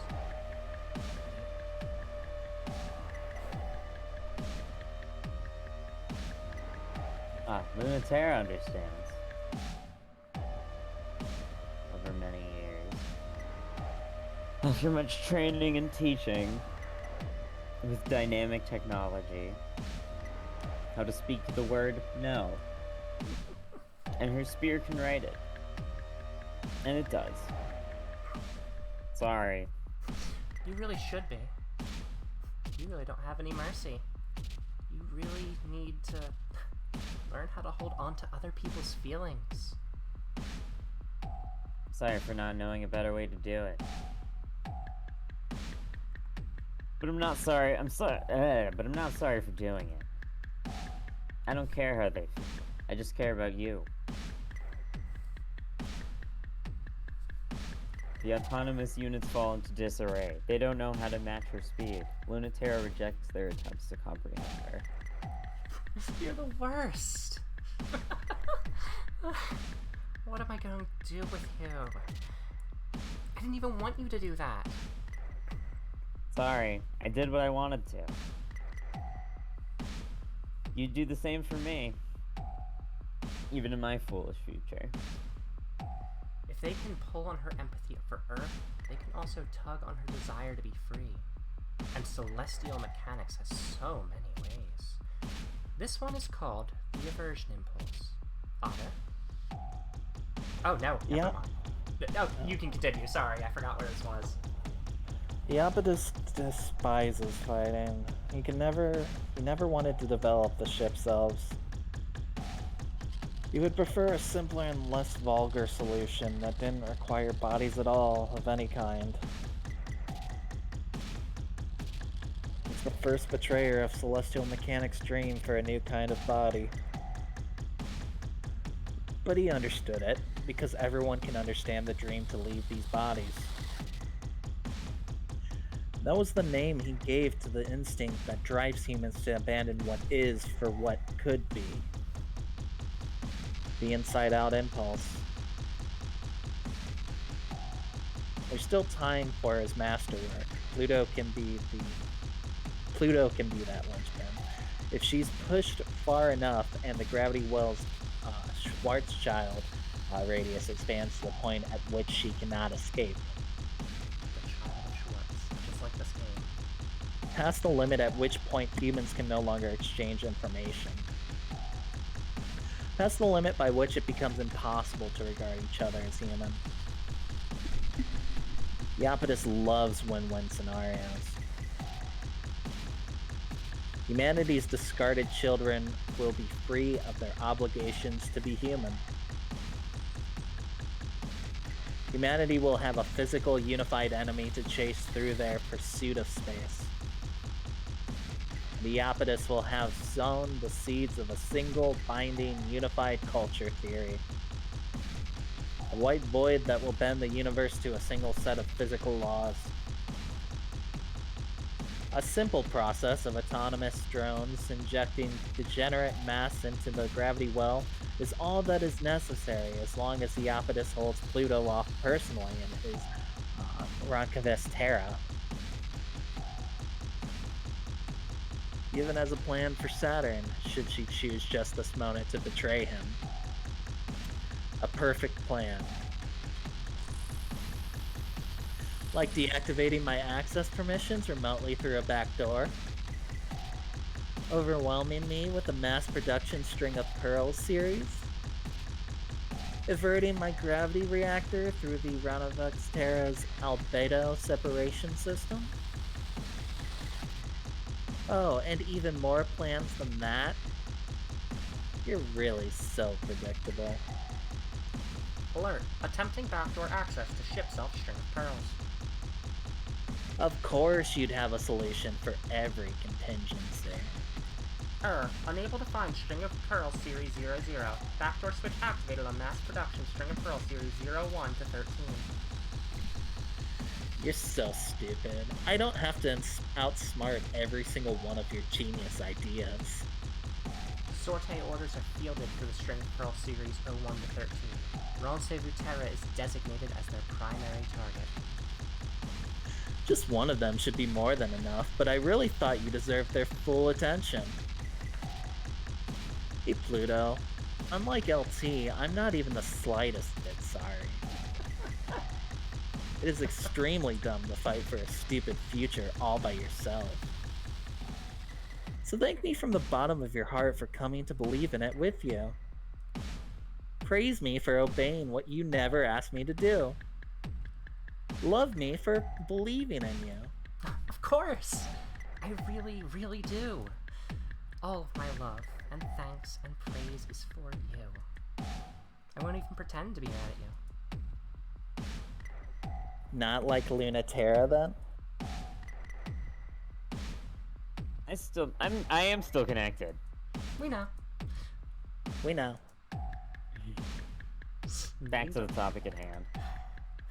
Means lunatic. It's the final battle, Luna Terra. There's no room to retreat. Oh no, so bad for her. We really should... You think the end of the world is enough of an excuse to change the subject? It should be? It won't be the end of the world.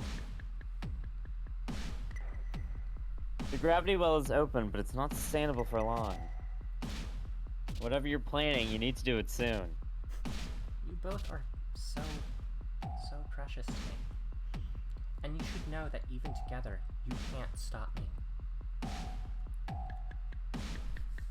Hey, don't just ... fucking ... I thought you were going to convince her? I have to do this, because I believe in it too, but Dr. Nix was willing to sacrifice the Earth, and I'm not. No matter what it costs. Cradle's Graces never wanted independence from space. They wanted all humans to embrace it. The solution is to destabilize the Earth's gravitational field until human life is no longer possible there, and force adaptation to space. Saving humanity against their own will, maybe, and destroying yourself in the process. No way. Nyx doesn't know what she's talking about. You're throwing yourself away on a dream that won't come true. And you were chiding me for not going in on my own future. The possibility lines have closed. There was no chance of a good future since before we started. Koji, this is a good song. Probably my favorite on the album. And the second it gets to this part is when the Pavlovian response in my brain for feeling emotion starts. It's too sad. That's why I have to stand with Dr. Nyx's dream. Humans deserve some kind of real hope. And this is close to it as I can offer her. Well, how mad will you be at us if we stop you? I'd never be mad at you, even if you could. But for humans to be caught halfway between space and Earth is the worst of all bad futures. It'll split us in half, and that'll mean war.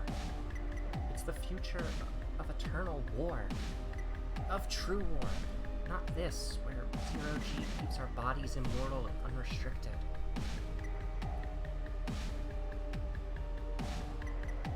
I mean, if we really did declare independence from Earth, wouldn't they see how cool we are and come up anyway? It's their choice, you know. You can't make it for them. That's their problem. You two really put up a fight. For a moment, I almost believed you. I really thought you might be able to stop me. Mare Crisium's spine is broken. The string of pearls is subdivided into so many components, its reassembly time is weeks out. Can't blame us for trying.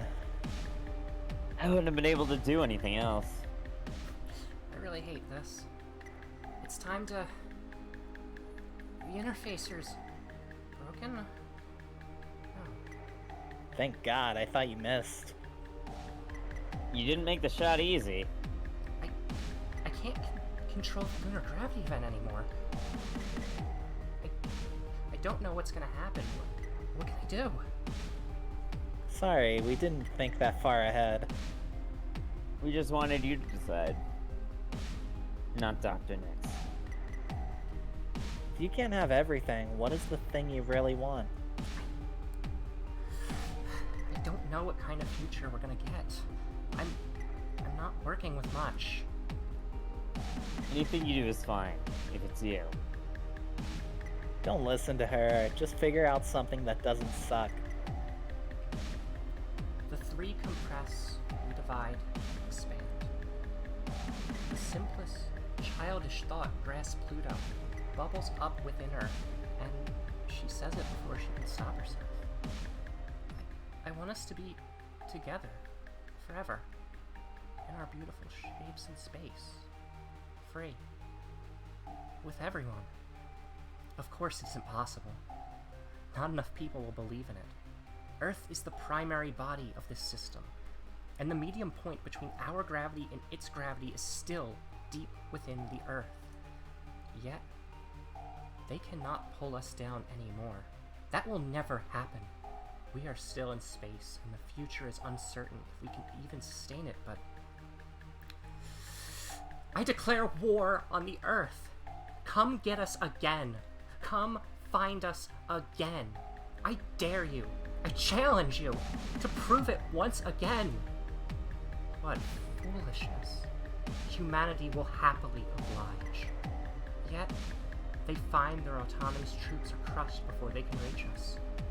Humanity will have to fight us again, on our terms this time. Fight us like children fight again, with bodies of plastic. Pretend. If you want to fight us, you'll have to be like us. You didn't have to give me this chance. Actually, I was worried you were going to try and save me from it. Was I hoping you would? Aw, you're sweet. I wouldn't hate you if you did save me from it. That's not because I want that future more. I have to get ready for a future that's terrible, but it'll be the future with the greatest hope. I really believe that. You gave me permission You said this was okay. But I don't know if you really knew what it would be. I want what Cradle's Graces wants. Happiness for everybody, free, and let no one be left behind. I can't believe it. Can't believe I still believe in something so honest. With my whole heart. I don't know how to make it true, and I don't know how to make it perfect. But I know how to try. With you. It's just that loving you makes me so stupid. I just can't help it. To be swept up by you into a new future, even if it's not the one I wanted, would still be so sweet. Because it's you. And because I trust you.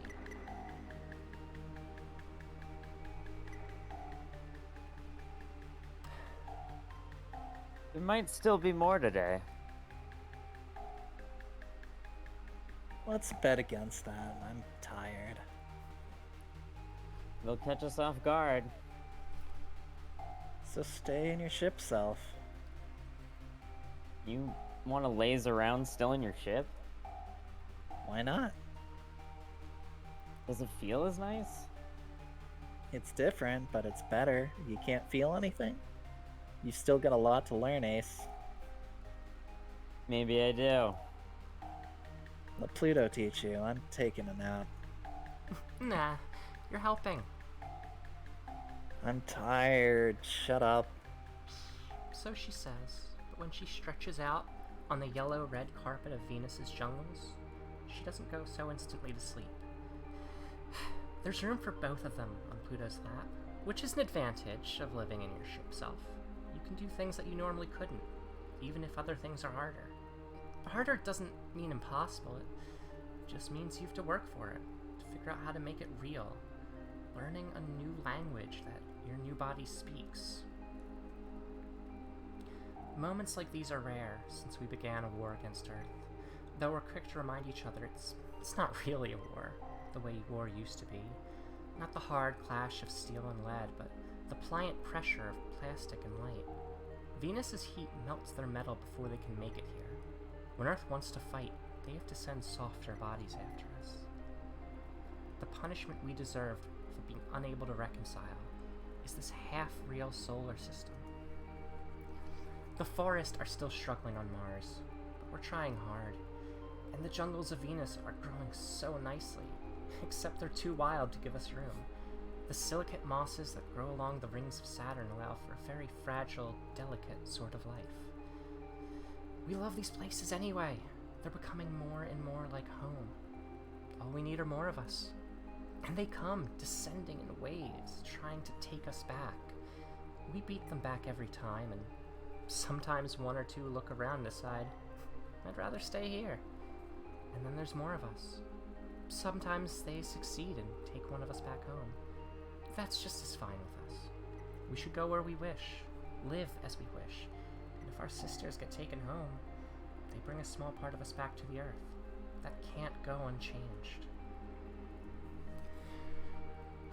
Like Pluto always said, this future no one wanted is the only future that leads somewhere.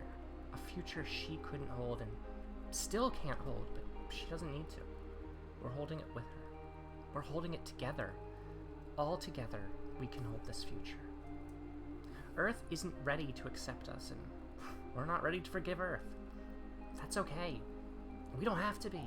Let's just fight about it. Let's fuck over it. Let's break up and get back together again over it. If we lose on terms we set, and that proves our point, so ha, we win.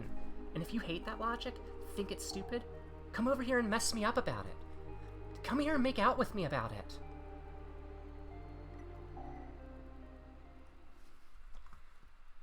Whew. So what'd everyone think of our second route? We did it. We did it. You can see why I say this, for me, is the most emotional ending, huh? Any final thoughts? Any comments? Yeah, I have that effect on people, not Miki. I don't think I actually have that effect on people, but it's cute to pretend, huh? Come on, stream stuff. Come on. I need you to work so I can do this thing that I want to do in a second. Nathan, Otter, you have any other thoughts? No thoughts at empty. Damn. Ain't that the way? Yeah. Well, Space is cool. space is cool. I have the Heaven Will Be Mine bag of that line, I declare war on the earth. Cute bag. It's my favorite tote bag to use, unsurprisingly. But when we next return, we're going to do the final route. No choices. Just everything we haven't seen. Once again, we're going to be splitting into 2 streams, but I might have something fun planned for the second one. I'll keep it a secret from the chat for now. But as always, thank you for coming, everybody, and... Oh, did it really pause on that? That's so weird. Thank you for coming, everybody. And please, please, please, if you haven't played this game, definitely do. Play this. Play We Know the Devil. Subscribe to Max's Patreon. Subscribe to Avi on Twitch. My brain fizzled. Speaking of Avi on Twitch, though, do we have any Give last lesbians your money. Oh. No, that's good. I agree. We That's should my give last word. lesbians money. Because... Oh, what's this? Is this a raid button? Are we... Hey, are we raiding? Are we pogging? Are we pogging for real right now? Alright, good night, everybody. Good night. Right. And...